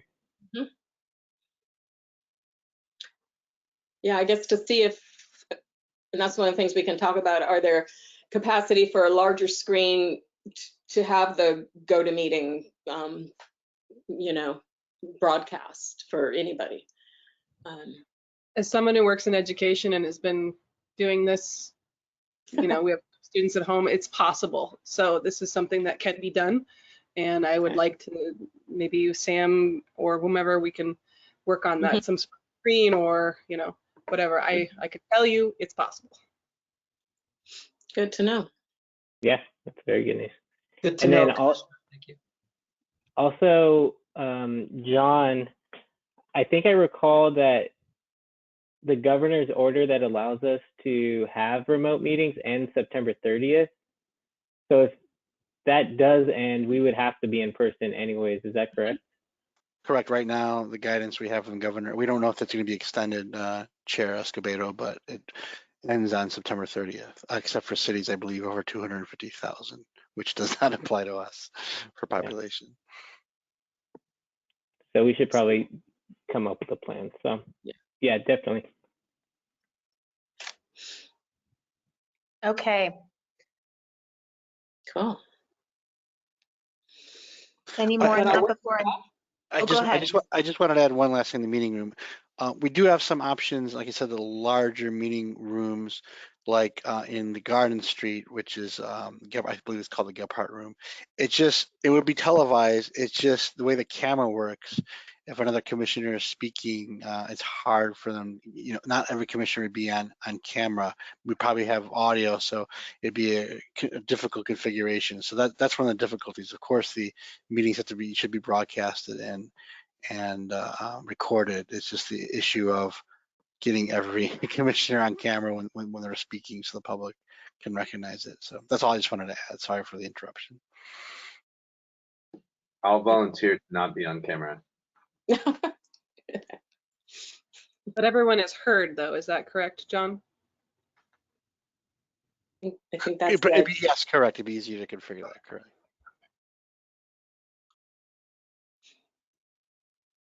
Okay.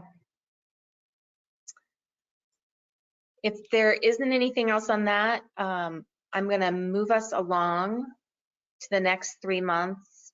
I will say, though, I do appreciate you considering that I'm out of state. It is my intention to meet with you in person occasionally throughout the process. Twice a month, it's probably not something that would be feasible. I think my time would be better used for you in the research phase and kind of on the ground doing that work.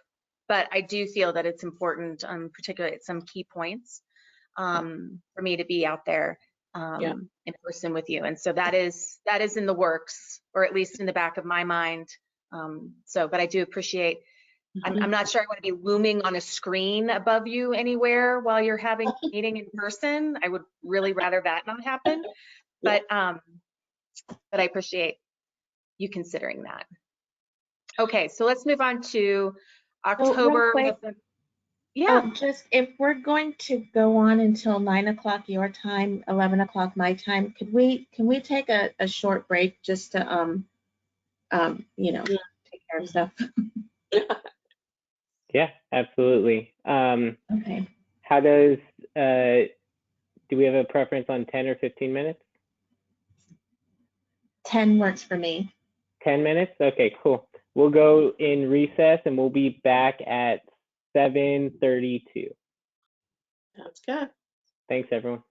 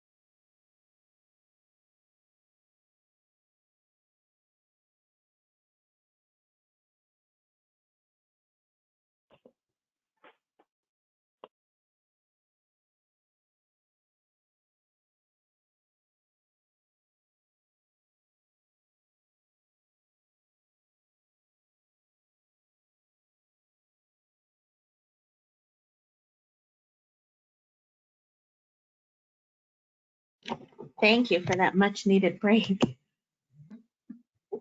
Yeah, anytime. If we start getting too deep into these meetings, please stop us.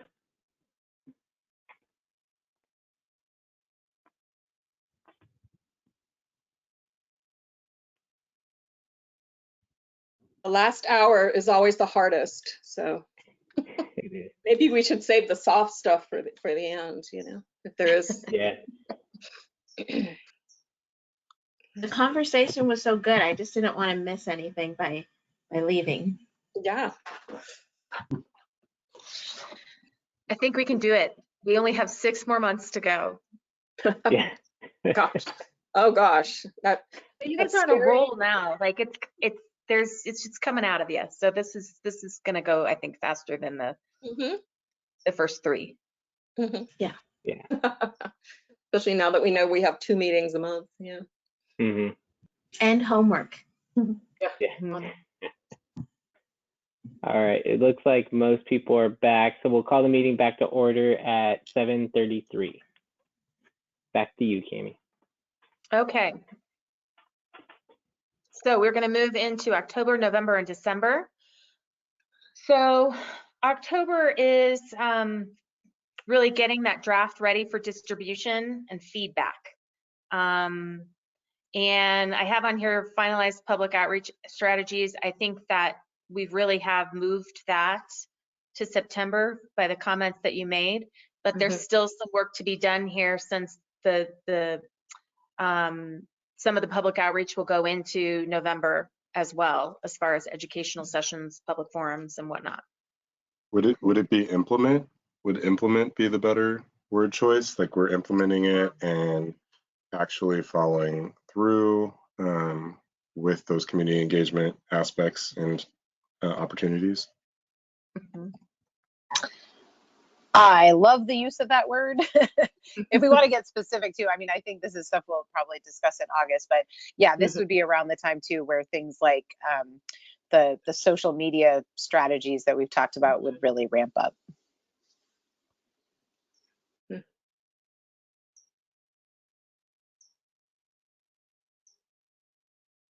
And I think the word finalize, I think that's going to take a lot of time. So even though it's just one sentence, I think, yeah.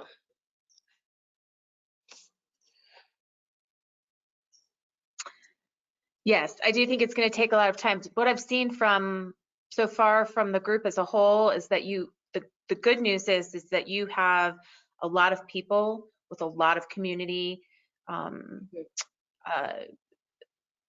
involvement and contacts and the ability to make some of these theoretical strategies actually happen.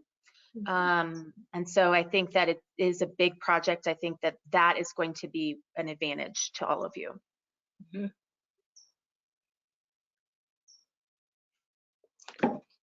Okay, anything else? I just want to add to give everyone the heads up. I imagine that by October, everybody is on the community engagement working group. Yeah. I was going to echo that. I was like, it will not just be 3 of us. Hopefully it's everyone and we can all sign up. Everyone gets to be on the community. Right. Count me in. Right. Oh my gosh. Brainstorming.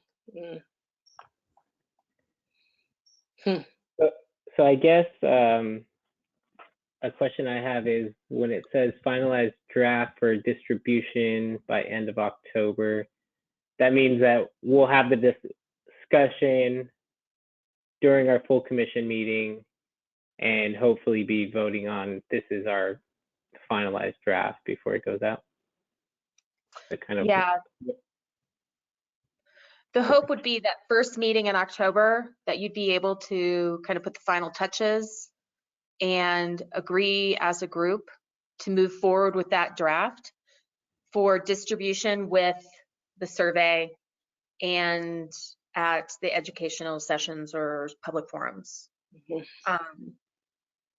But you do have that second meeting in October as a fallback, in case there are a few more details to work out, but the goal would be that first meeting in October.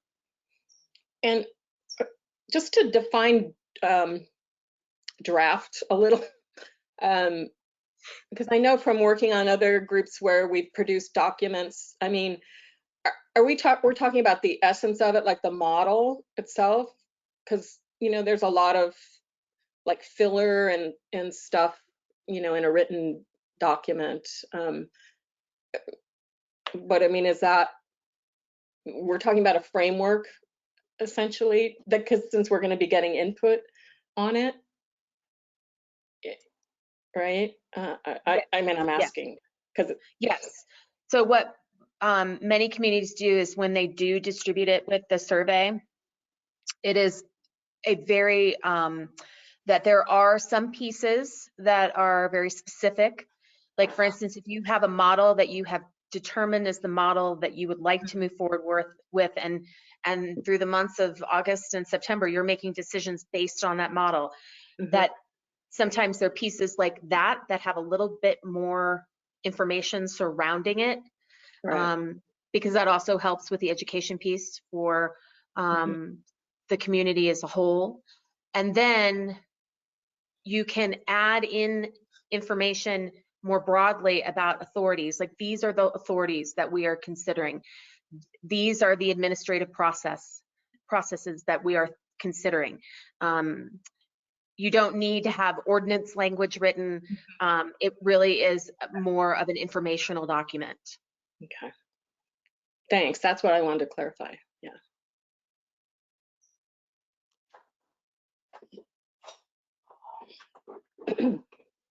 Okay. Oh, go ahead. Thank you. So I'm also wondering, before that draft is finalized, we also do need to come up with or decide who wants to write it specifically, whether we create a new working group for that, or if we just get volunteers from this group. But does anyone have any ideas for how we want to go about choosing or deciding who's going to write it? Absolutely. I think it was on the last slide. At some point, I think in August, we were going to have a meeting about that. Sorry, everyone. There you go. I'm thinking writing committee. That's kind of what I'm used to with these type of groups. So Jordan, are you saying that's what in August we would? Yeah, I think Commissioner Rachel Johnson brought that up, that we would need to formulate that in August, and I think that was in the notes. But I don't see it on my screen. I just see October through December. Let's see. But excellent point, Serafina. Absolutely. Start thinking of that. It's not actually in the notes, but I know I had a kind of a running list of possible working groups. So let's go ahead and add it in there real quick. Okay. Sounds good. They'll need time to write it.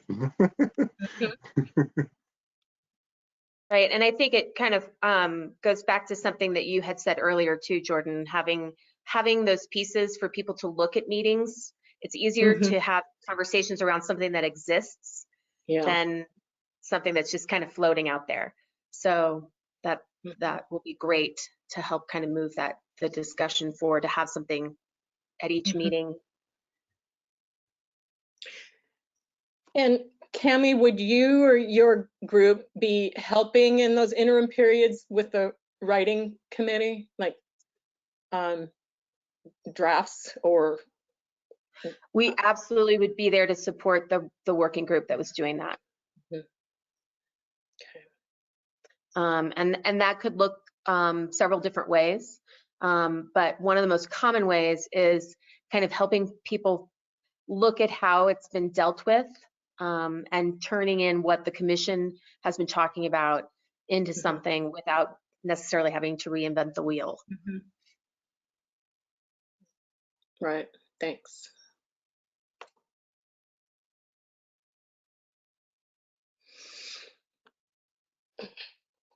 Okay, let's move into November.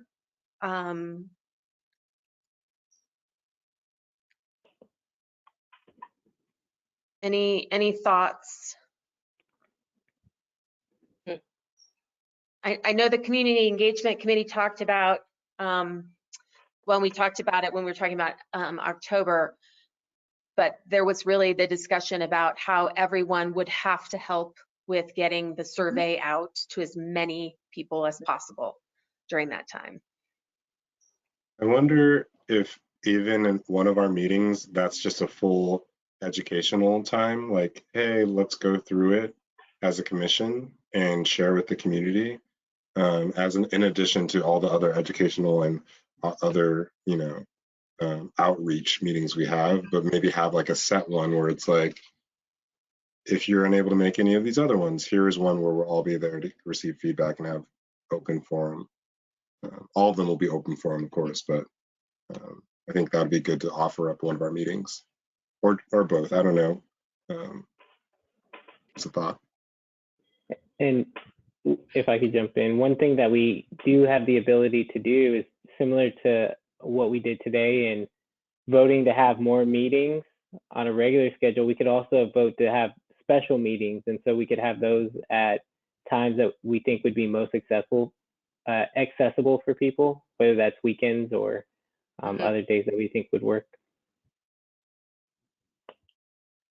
And I think we've talked about that. I know I brought it up, maybe Jordan did at one point, having kind of community-wide, like that's the whole focus of our meeting, is it's a public hearing essentially, in a big enough space that a lot of people could come to. I mean, I know that's going to be a whole nother, issue, but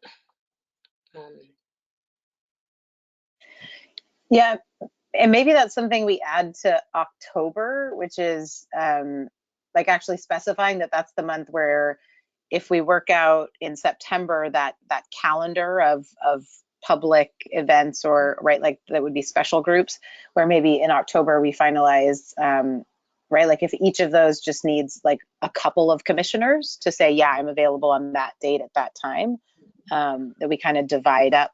Because I think, right, if we do want to have a lot of community feedback sessions, it's probably unrealistic to expect every commissioner to be able to come to all those special sessions, but we can kind of divide up in those sessions. And I think that also gives us a better shot of getting a lot of folks to come out in person, right? We all represent a lot of different communities. So if you're doing outreach to sort of your network and they see that you're going to be one of the people there to talk about our work, then I think we'll get a lot of success that way.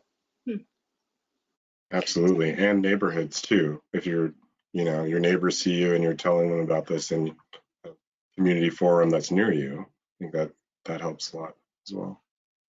can I ask, just from a legal perspective, so those aren't really committees. So in terms of the Brown Act, how would we be breaking up in a public way?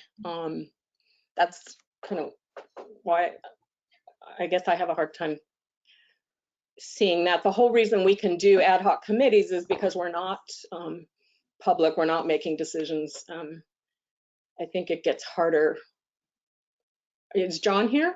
Yeah, I'm here. Yes, Commissioner Gorman. So these committees are there to receive input, correct? Not as a working group, not decision, and it doesn't contain the majority of the commission. So if you follow those guidelines, that's fine, because you want to have these public outreach meetings, public engagement for these working groups, but then always reporting back to the larger groups. And as I see this schedule, which is quite impressive, as things ramp up, I know we have voted already to do 2 meetings every second and fourth Wednesday of the month, and it works for November, December. We don't have to worry about Thanksgiving or Christmas or New Year's. If we need to have special meetings to do this, as well as Chair Escobedo, so we can do that as well. But breaking up into smaller groups to receive public input, to discuss it, all that is perfectly fine if it's not a majority. And there's not going to be a decision making. There's not going to be a decision like, okay, well, based on this meeting, we're going to vote for this this type of model, right? So Mhm. it's always going to come back reporting to Feedback. the entire body, correct? Yeah, and I mean, I guess, yeah, my intention was not to use the word committees here. This would be, you know, kind of hosting listening sessions, right? Volunteer hosts of listening sessions. That sounds good. But thank you for that, Mary, because it's true. I am not always up on the which acts, and so I appreciate that. Yeah. Just I think the key is just making sure that we don't, you know, that we stay under the number so that we're not a majority. And I think if we do that, we're pretty safe. And we're a large commission, so we should be able to do that fairly easily. I have a suggestion for October, even though October looks like it's filling up, is as we are, and maybe that's a part of the strategy for outreach, but actually having an educational session amongst ourselves of like, if we're going to go out to different community groups and present, we should probably be all on the same page and presenting the same exact type of stuff. So I know in our outreach committee group, we talked about all the collateral that needs to be created, but actually what is the language that we're using and making sure that it's universal across the board as we meet with different constituents and different groups out and doing outreach. So I think that's important to get on the same page in October or whenever we start to implement. So maybe that's September, I'm not sure. I just want to say, I recall Commissioner Alonso making a really great PowerPoint early on, but I think, not that I'm volunteering you, Christian, but I think that would be useful, right? What if we had the same PowerPoint presentation or the same presentation materials by this date? Yes, that would be great. Because then we know we all have the same information. That's, I think that's a great idea. I heartily agree.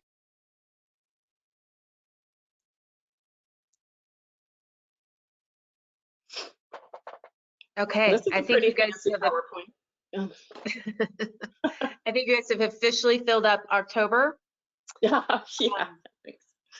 And I want to move on to, if you feel like there needs to be any additional information. I love the concept of adding an educational session that's online and recorded so that people have access to it. But if there is anything else other than just the work to get the survey into the hands of as many people as possible and holding those educational forums, those three things right there are a fairly full November, particularly given how many educational sessions you may want or listening sessions you may want to have. And so is the assumption then that the draft that's been finalized at the end of October, that remains the draft? Like we won't go back in November, December to sort of review it. We're going to do that later. I think the revisiting was in January, wasn't it? January, yeah. Because after we get the data from the feedback, the listening surveys and or listening sessions on the surveys.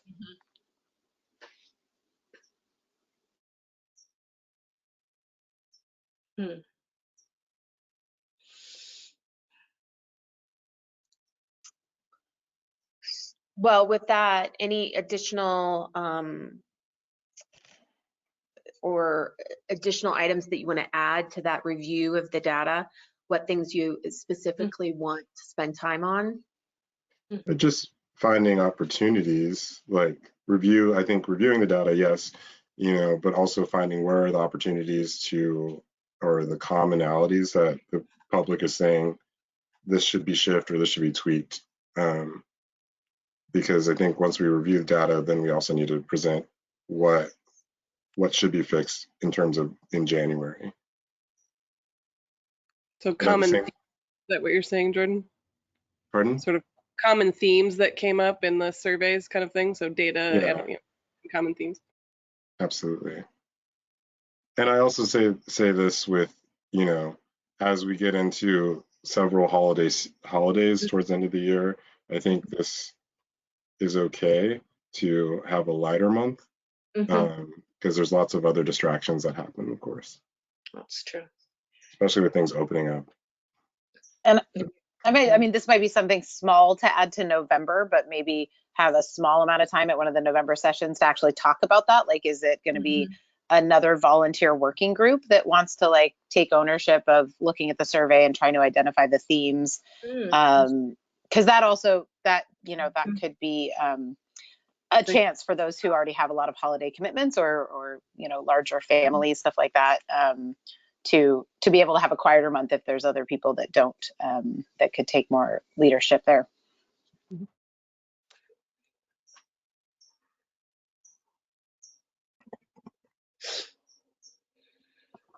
Good idea. Okay.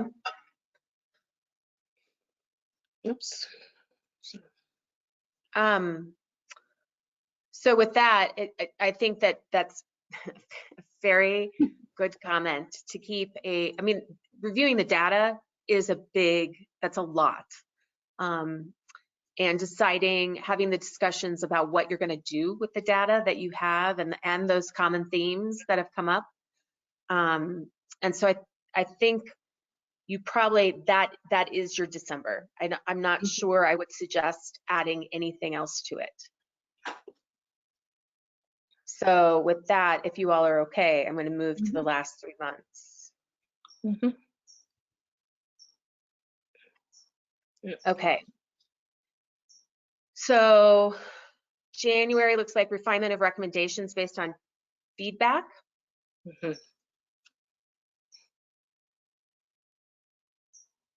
And that is also a lot of probably need to include the phrases discussion and decision making in there.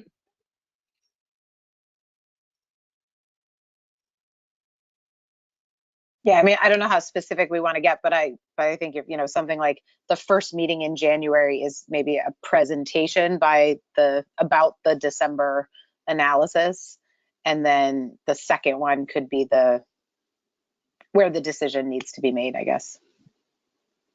I would also note maybe the second one is also focusing on what are the next steps in the educational sessions and educational forums to re-communicate the changes that have been made. I think that would be really important to have that ready, because February is always a quick month. And so we always want to make sure that we're have that strategy and places in play.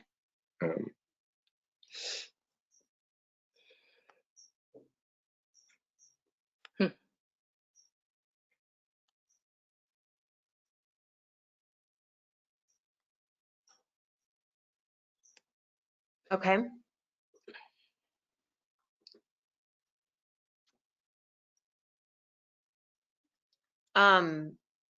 So I think all of that is good, and I think that leads to then that writing working group, then working between the January meetings, the February meetings, to that first meeting, perhaps present a final draft of the recommendations to the commission,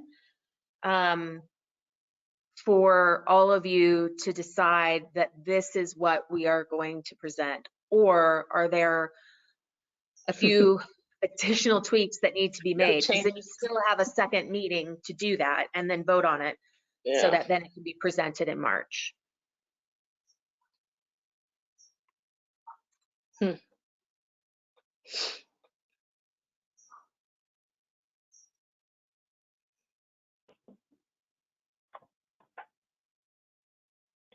And I think one, if I can just jump in for a sec, we could always present after March or at the end of March. So there could be even a third meeting at the beginning of March that we could use if we think it needs a little bit more discussion and refinement too. When do our terms end? March 17, is it? I forget. So as long as the first week or something. Yeah.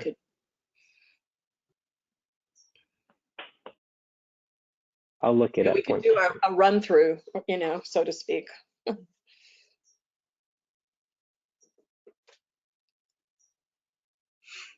Actually, I really love that idea of doing like a run through as a commission of the presentation that our chair and co-chair would do. I think that would be a really interesting exercise. And others too, if there are other people that would like to be in that, and I think it would be helpful in the presentation, but we wouldn't force anybody, of course. Everyone could do a little bit. Well, that's a lot of people. Ooh. I also want to get your thoughts on this other piece, this kind of secondary educational sessions. So this is really more about getting information out and getting support, making sure that people are behind these recommendations that you're making, so that some of those challenges that you mentioned at the very beginning of this meeting about, you get to a certain point and then all of a sudden someone comes out of nowhere and decides that they don't like the recommendations and are going to fight them. Like, this is the point where you want to make sure that information about these and the final recommendations is out for everyone to understand what you're doing, and what your final presentation will look like.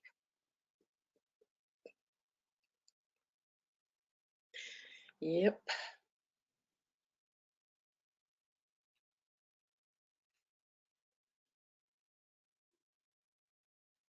So my guess is that you could probably model that a lot after what you're doing in November.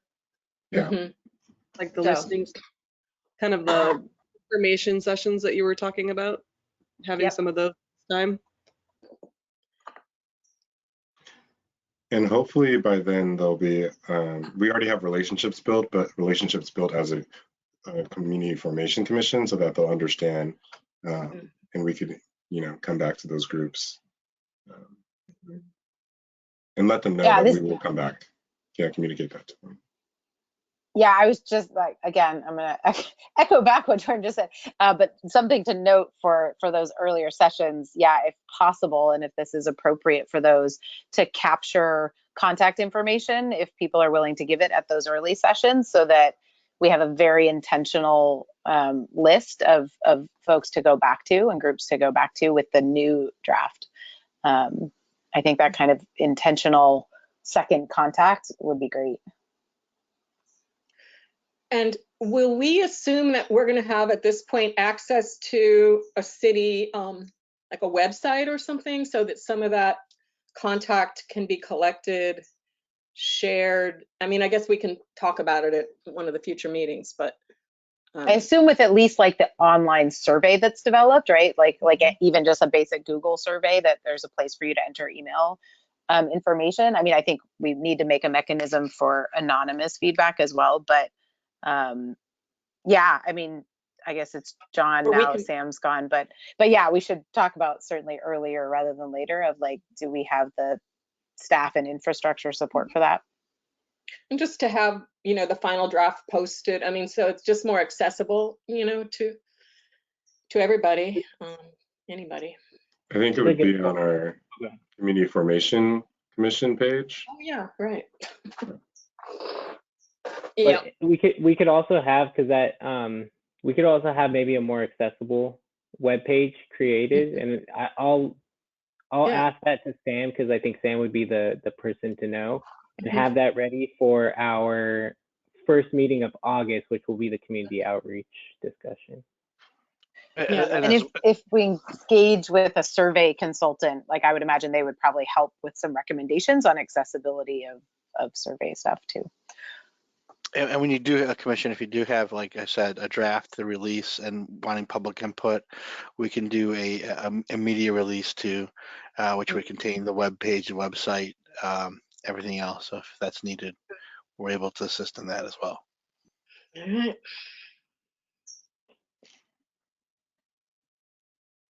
It's exciting. And then in March, we can have a nice beverage toast. I'll make sure I'm there for that one in person. Yes, please.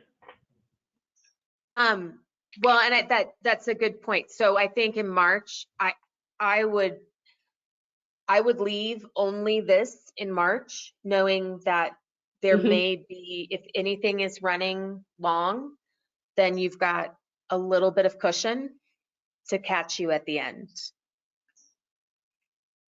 That's true. Excuse me.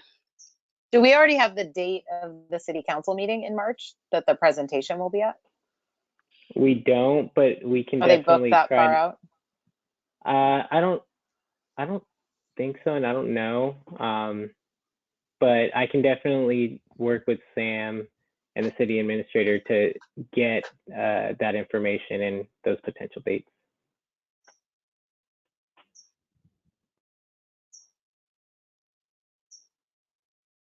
I just want to echo Mary too. Like this has been very energizing, getting this much detail onto a timeline, and really seeing how we're gonna move forward is awesome.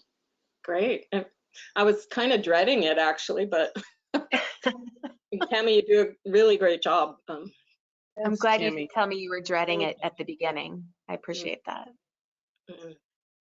Well, I'm glad that is part of this, and I'm glad that we were able to put it on here so you could see it. I'll work in the next couple of days to put something together that includes some of these finer details, and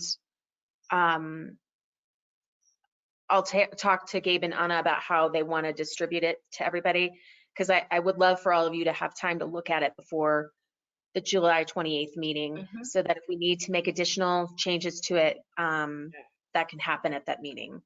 Yeah, as a draft. Absolutely. And I think it's important to note that this can always be in the pseudo draft format, because we're going to have to make changes along the way. It's just a working document. Absolutely. Okay, if there's nothing else on that anyone wants to add on the timeline, I think the other things that we talked about, we already talked about meeting frequency, and then the other piece was the focus of the work groups. And so I'm going to throw this out there and then kind of ask for guidance from all of you, and Gabe, you might want to lead that discussion. Is I feel like once we that is something that we could probably discuss with more knowledge and finality at the next meeting. Than this one. I agree. Yeah, I think that's a great idea. Yes, and we've already created some new work groups, so yeah.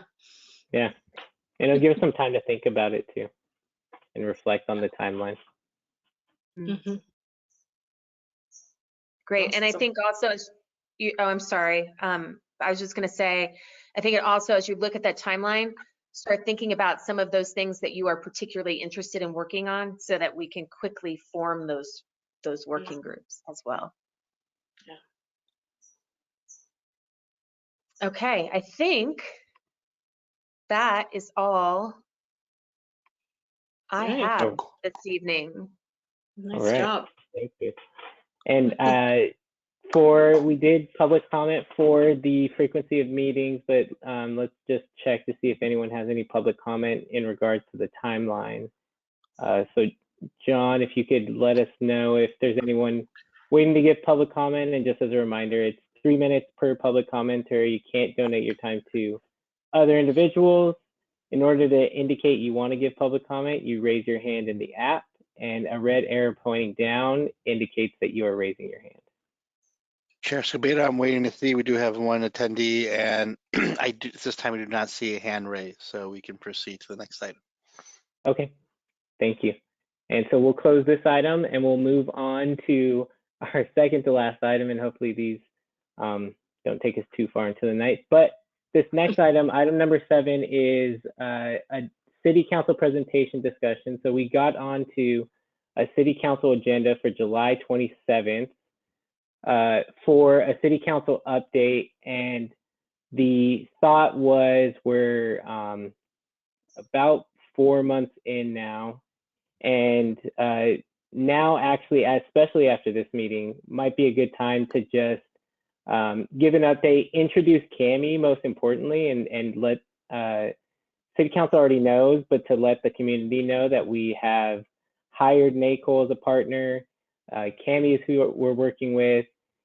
And then by the end of this meeting, we'll know what's going to be on the agenda for July 28th. And so I think most importantly would be advertising that we have a meeting on July 28th. Here's what we're going to be discussing, and here's where you can find the information.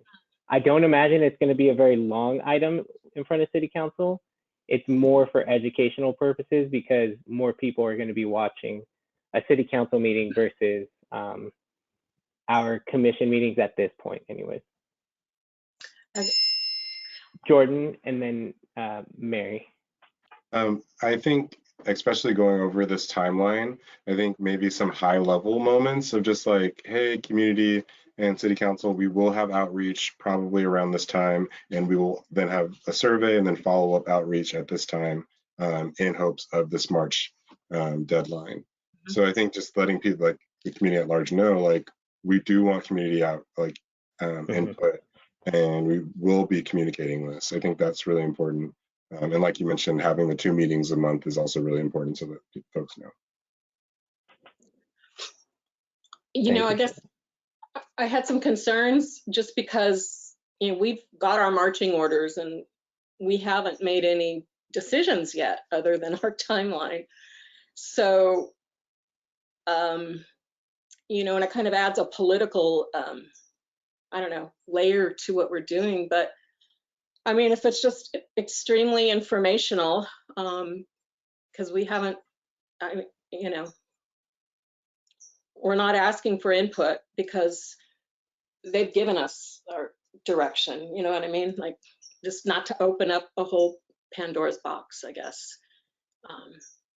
Yeah, and Anna and I can be really intentional about that, about not getting too far into the weeds on things because we haven't really had those discussions yet. Right. So it's more just informational about letting City Council know. We have Mayor Murillo here, so she's been keeping them up to date. But more importantly, I think the broader public of the individuals who would be watching City Council meetings and letting them know when our meetings are. And like Jordan said, we can work with Cami to really pick out those highlights that would be important and highlight those, and also introduce Cami to the public and City Council. So yeah, I think it's a responsibility on us to provide an update, even if it means we don't have anything to update, which I do think we do. And just the simple, you know, why, who, what have we done, what are we going to do, because we were tasked with this important responsibility, and we need to provide feedback at least quarterly. And I think after today's meeting, we've got some good stuff to report back. So you're looking at the 27th, Gabe? Correct. So if you do something in writing, can we have that before, since we won't have had our meeting? Yeah, absolutely. I'll work with, it'll be Cami, myself, Anna, and then also probably Sam and John. And so we'll work together to come up with some sort of presentation and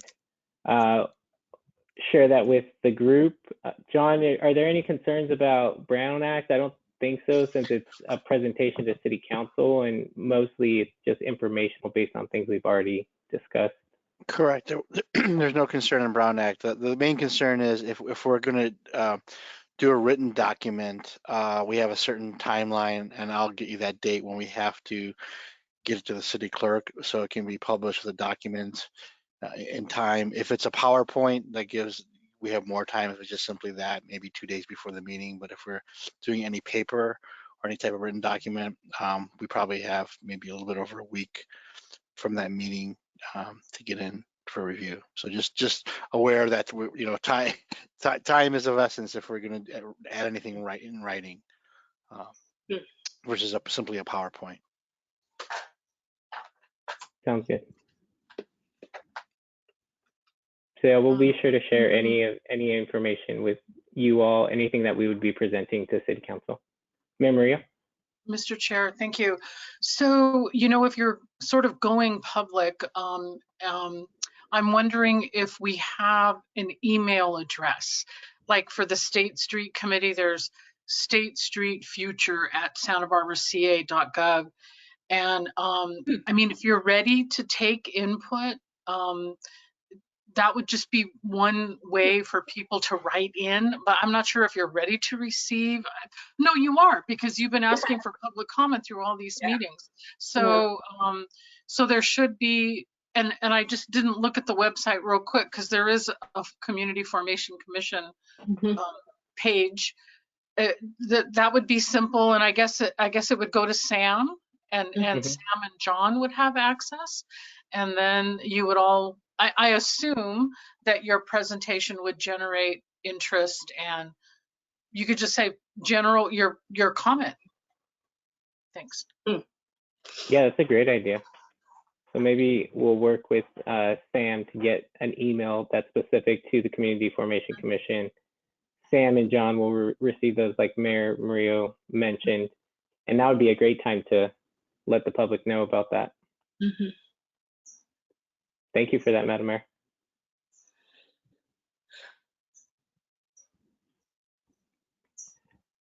So it sounds like there's general support, and I just kind of wanted to make sure that if there were any concerns, like Mary brought up some really valid concerns, that we get ahead of those so that Anna and I can present the best possible update. Yeah, those were mine. So, yeah. Awesome. And then, John, do we need a vote on this? Chair Escobedo, we labeled it as a discussion. So Okay. I mean, I think we've already committed to the July 27th date, unless you don't feel like we have, but we don't need it. It's just a discussion of what we want to consider in presenting. So I think you got some ideas. You've been tasked to do that, be in charge and how you're going to share about it. So no need to vote. Just get the input that you received. Okay, thank you. So, John, we'll open up public comment for this item, and same deal. 3 minutes per public commenter. You cannot donate your time to anyone else, and then you indicate whether or not you want to give public comment by raising your hand in the app. A red arrow pointing down indicates that you are raising your hand. And Chair Escobedo, I do not see any hand raised, so you may proceed to the next item. Okay, thank you. So we'll close that item and we'll move on to our final item, which I think should be easy after we did the timeline, but just want to confirm so that when we develop the agenda, we make sure to capture everything that everyone was looking for. And so this is titled Future Business. We'll have this on all of our agendas moving forward. And it just is an opportunity for everyone to provide some feedback on what will be discussed or decided at our next meeting, which our next meeting would be July 28th. And I believe it's the what we had on the timeline, and Cami, correct me if I'm wrong, but it was the discussion of the different types of models, correct? Absolutely. So I think our homework would be just continuing to review all the documents that were presented and then come ready to talk about. And Cami, can is it, well, actually I have access to it now. I'll make sure that Sam sends out that new report that just came out from NACOL and COPS, so that it's a very comprehensive report. Pretty exciting. 150 pages is great. Yeah. Right. Well, and I'll also, if we could also ask Sam to send maybe the link to the landing page on our website, because then you'd also Mm-hmm. have access to those case studies in case the first 150 pages was not enough between now and the 28th, then you can have like It's light you can reading. completely Light have- reading. Yeah. Right, it's very light reading. And then also, like, if you want to start looking at this, the oversight entities in the database in California in a little more depth, then you can do that. So on the database, and you're talking about directory.nacol.org, correct, Cami? So Yes. I noticed that database, it's got great visuals and stuff with maps.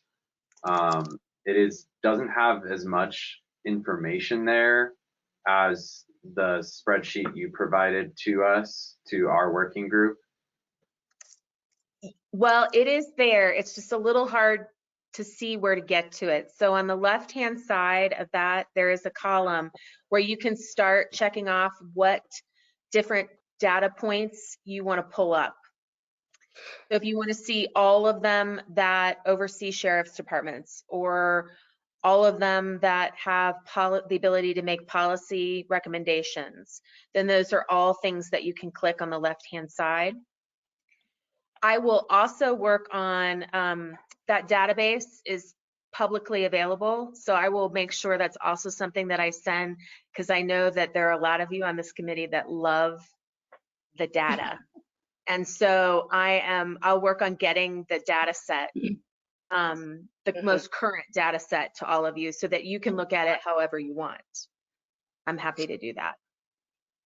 Yeah, this is really great. Is there budget information included here as well?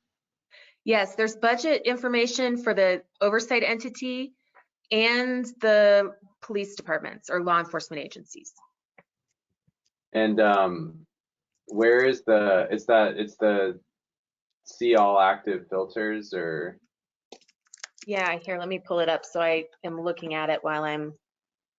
Yeah. So if you all go to directory.nacol.org if you're interested, it's actually really helpful to see all of the data that's available aggregated in one place. The reason I bring this up is because I wanted to have a discussion, or it's been requested that we talk about the average and median costs associated with the different model types, which is not something we've talked about outside of representational dollar signs. So I pulled some information out of here, but it was from the spreadsheet that you provided and not the online directory. Okay.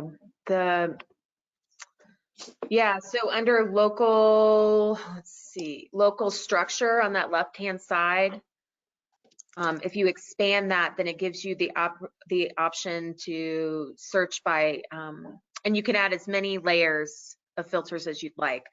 The number of sworn officers, the population, annual budget of the overseeing department. So you can set all of those parameters, or you can just look at similar sized cities with the model that you've selected, and then look at all of those cities and their budgets. This is great. Yeah, and then once you have that information, then of course there's always information behind the data. We can give you some additional, kind of side information on. So this agency has one staff member and this is their budget. These are some things to consider about, is that working for them? Is that not working for them? Things like that. So try to give you some extra information that can help make some decisions along the way. Yeah. So without taking up too much more time, the reason I bring this up is because surrounding this discussion of cost, I thought it was important to look at overall how much each model costs at the municipal level, because there are some oversight agencies that oversee both like a sheriff's jurisdiction and a city, or at least that's the way that I read from the spreadsheet. And then I was looking at also just municipal, right? So in our instance, for example, we would be forming an agency that would only be looking at or only have jurisdiction over a municipal police department. And then also the only municipal agency with also an eye for the population size. So a city that is closer in size and services to the city of Santa Barbara. So I looked at all 4 of those different examples, and that's what I thought we would have a discussion about, because or at least as we talk about which model we want to choose and the associated costs. Okay. For future business. Okay. And I pulled average and median, and I'm not sure if that's the best way to look at it from a cost perspective, and would love any feedback on that too. Okay.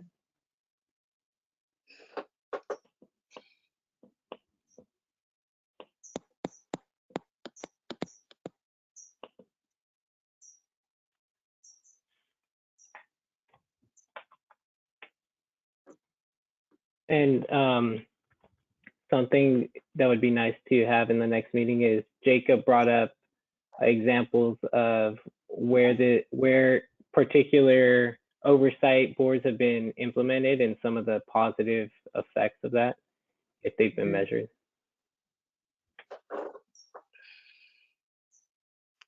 I read an article, I think it was published in May, and I think it was LA Times, that talked about at least the LA cities that are using oversight. And it's the review model that they're using, are actually showing that these oversight commissions are more lenient, and they're lessening some of the discipline or the results of the investigation. So I thought that was interesting, and I was going to wait until I looked at the NACOL data to see if that was included in it as well. But it was definitely something that struck me as very important in how, when we make recommendations, how the folks who are sitting or serving on these commissions will be selected. Because I just thought that was really interesting, that particular model. And I don't know if you've heard this as well, Cami, about this style, and I don't know if it's just something that's indicative to LA.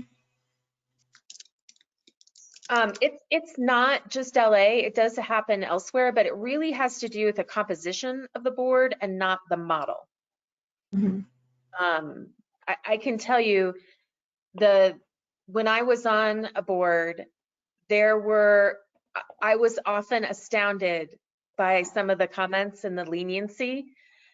Comments like, well, he didn't seem like a nice person, so he probably got what he deserved, like those kind of comments. And so I think that there is having a board that is made up of individuals who have the training they need. Yeah. That they are selected from, making sure that they are selected from members of the community who should be represented on a board, such as a civilian oversight entity. So.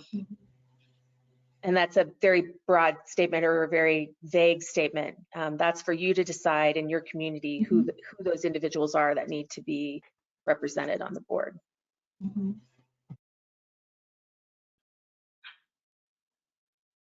Serafina, go ahead if you're ready. Okay, thank you. Yeah, so in our working group, I'm on the subcommittee that specifically looked at the models. And I've been doing a lot of research comparing them, and I shared a little bit of this with Christian in my subcommittee. But it might be helpful if I also share my presentation that I gave my working group with maybe the rest of the group here. But basically that power we have that power. We get to decide who gets to be on those committees in a way. So we can either say, and every city I looked at does this differently. So we can say, we're going to give power to city council, and city council will get to decide who gets to be on that commission, similar to how we were elected. There's also another way that says like a different group will get to choose this, whoever gets to be on our oversight. So there are many different ways, but basically we have that power to write and make the conditions and say, you know, we need to have diversity, we need to have, you know, different ages, we need to have, you know, people from this group, or, you know, we definitely have that power. So just keep that in mind. We definitely have a lot of power to say who gets to be on this. So yeah, I don't know. I think that will help maybe make us a little bit more different than what happens in Los Angeles. And yeah, go ahead, Christian. Thank you. And yes, I would, as future business, I think that presentation would be really helpful. It was really helpful for me. Serafina looked at 3 very different proposals, from successful proposals from different jurisdictions. And basically we kept calling it the hamburger summary, like to find the what makes up a successful proposal. What are the different parts of that, you know, hamburger. So really great presentation. I would definitely suggest it for a future meeting. It's ready to go.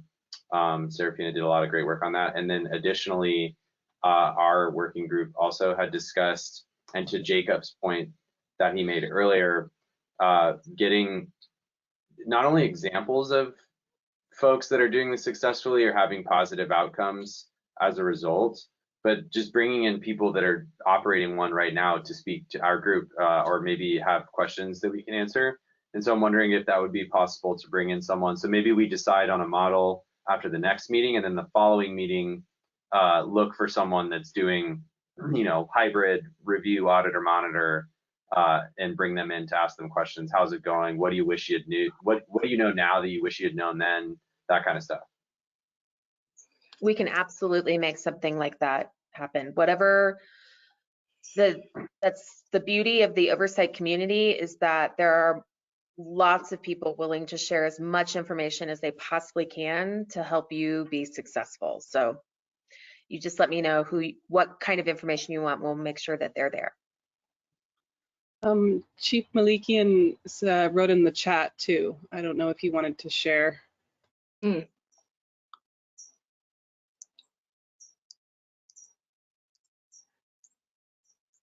What?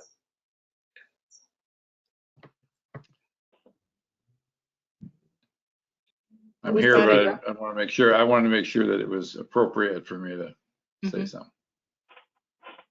The issue that I was recently on the advisory board to the LA Police Commission, and they were dealing with that issue that Commissioner Rodriguez raised, and it has happened in a number of places. And as you consider your model, I think one of the decisions you'll have to make is whether or not you want to recommend, in effect, a disciplinary review board where you actually hear certain cases, which is what the LA Police Commission, what are they called? The Board of Rights concept is created. And they changed the municipal code a couple of years ago, and they moved it from all sworn personnel to the officers have a choice of whether they want police officer, law enforcement officers, or non-law enforcement officers on the commission. And what's happening is that the officers are almost always now selecting non-law enforcement officers because they routinely get lower discipline, or they get discipline turned back. And there's a whole, I won't take up your board meeting for it, but there's a whole big reason for it. The other, one of the options as you look at models is to have the department report on the discipline that they're giving, and then you basically comment and review on whether you think it's appropriate or not, and you can talk about different ways to do that. But that is I'm sure Cammie's familiar with it. It really, it's a national phenomenon. And part of it comes generally from not always appreciating the complexity of the officers' decisions or the environment in which they're making these decisions. But law enforcement officers are actually hold their own to a higher standard in the generally. That's just been the experience. I don't know if Cammie's in your work, you've seen that same thing. Yeah, I would agree, particularly when you're talking about discipline.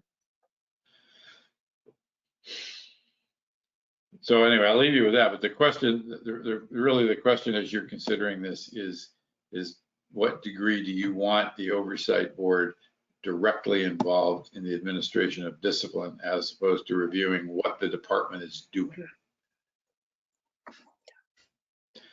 With that, I'll go back to Never Never Land here. I think we all will. And I do think that that's something, I'm kind of taking notes as we go. That is definitely something that you will need to discuss when we get to those authority discussions, and whether or not you are going to recommend that there is the ability to review discipline or recommend discipline. There's all different levels. So.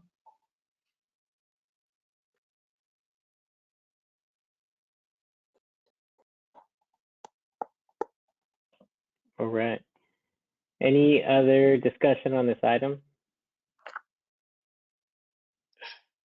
Okay, we're going to close this item, but before we adjourn, John, if I could ask you to come on. I am looking at the agenda, and the title of item 7 says City Council Presentation Discussion, but the description says that the Community Formation Commission will decide. And so I'm wondering if we should just take a vote, reopen that item, take a vote real quick, and then close. Sure, cannot hurt, absolutely. If the description is to decide. So I think we've already had a discussion. So if we can get a motion, we can just parrot the motion that's in the agenda. So if someone wants to I'll do make that motion. Okay. And do we got a second? Second. So We'll do a voice vote. Voice vote, please. All in favor of doing a presentation with the City Council on July 27th, please say aye. Aye. Aye. Any opposed? So it's unanimous. Thank you. All right. Thank you, Chair. Appreciate that. Yeah, thank you. And thank you, Mary, for bringing that to our attention. And so without further ado, we will adjourn the meeting at 8:34. Thank you all. I appreciate you all.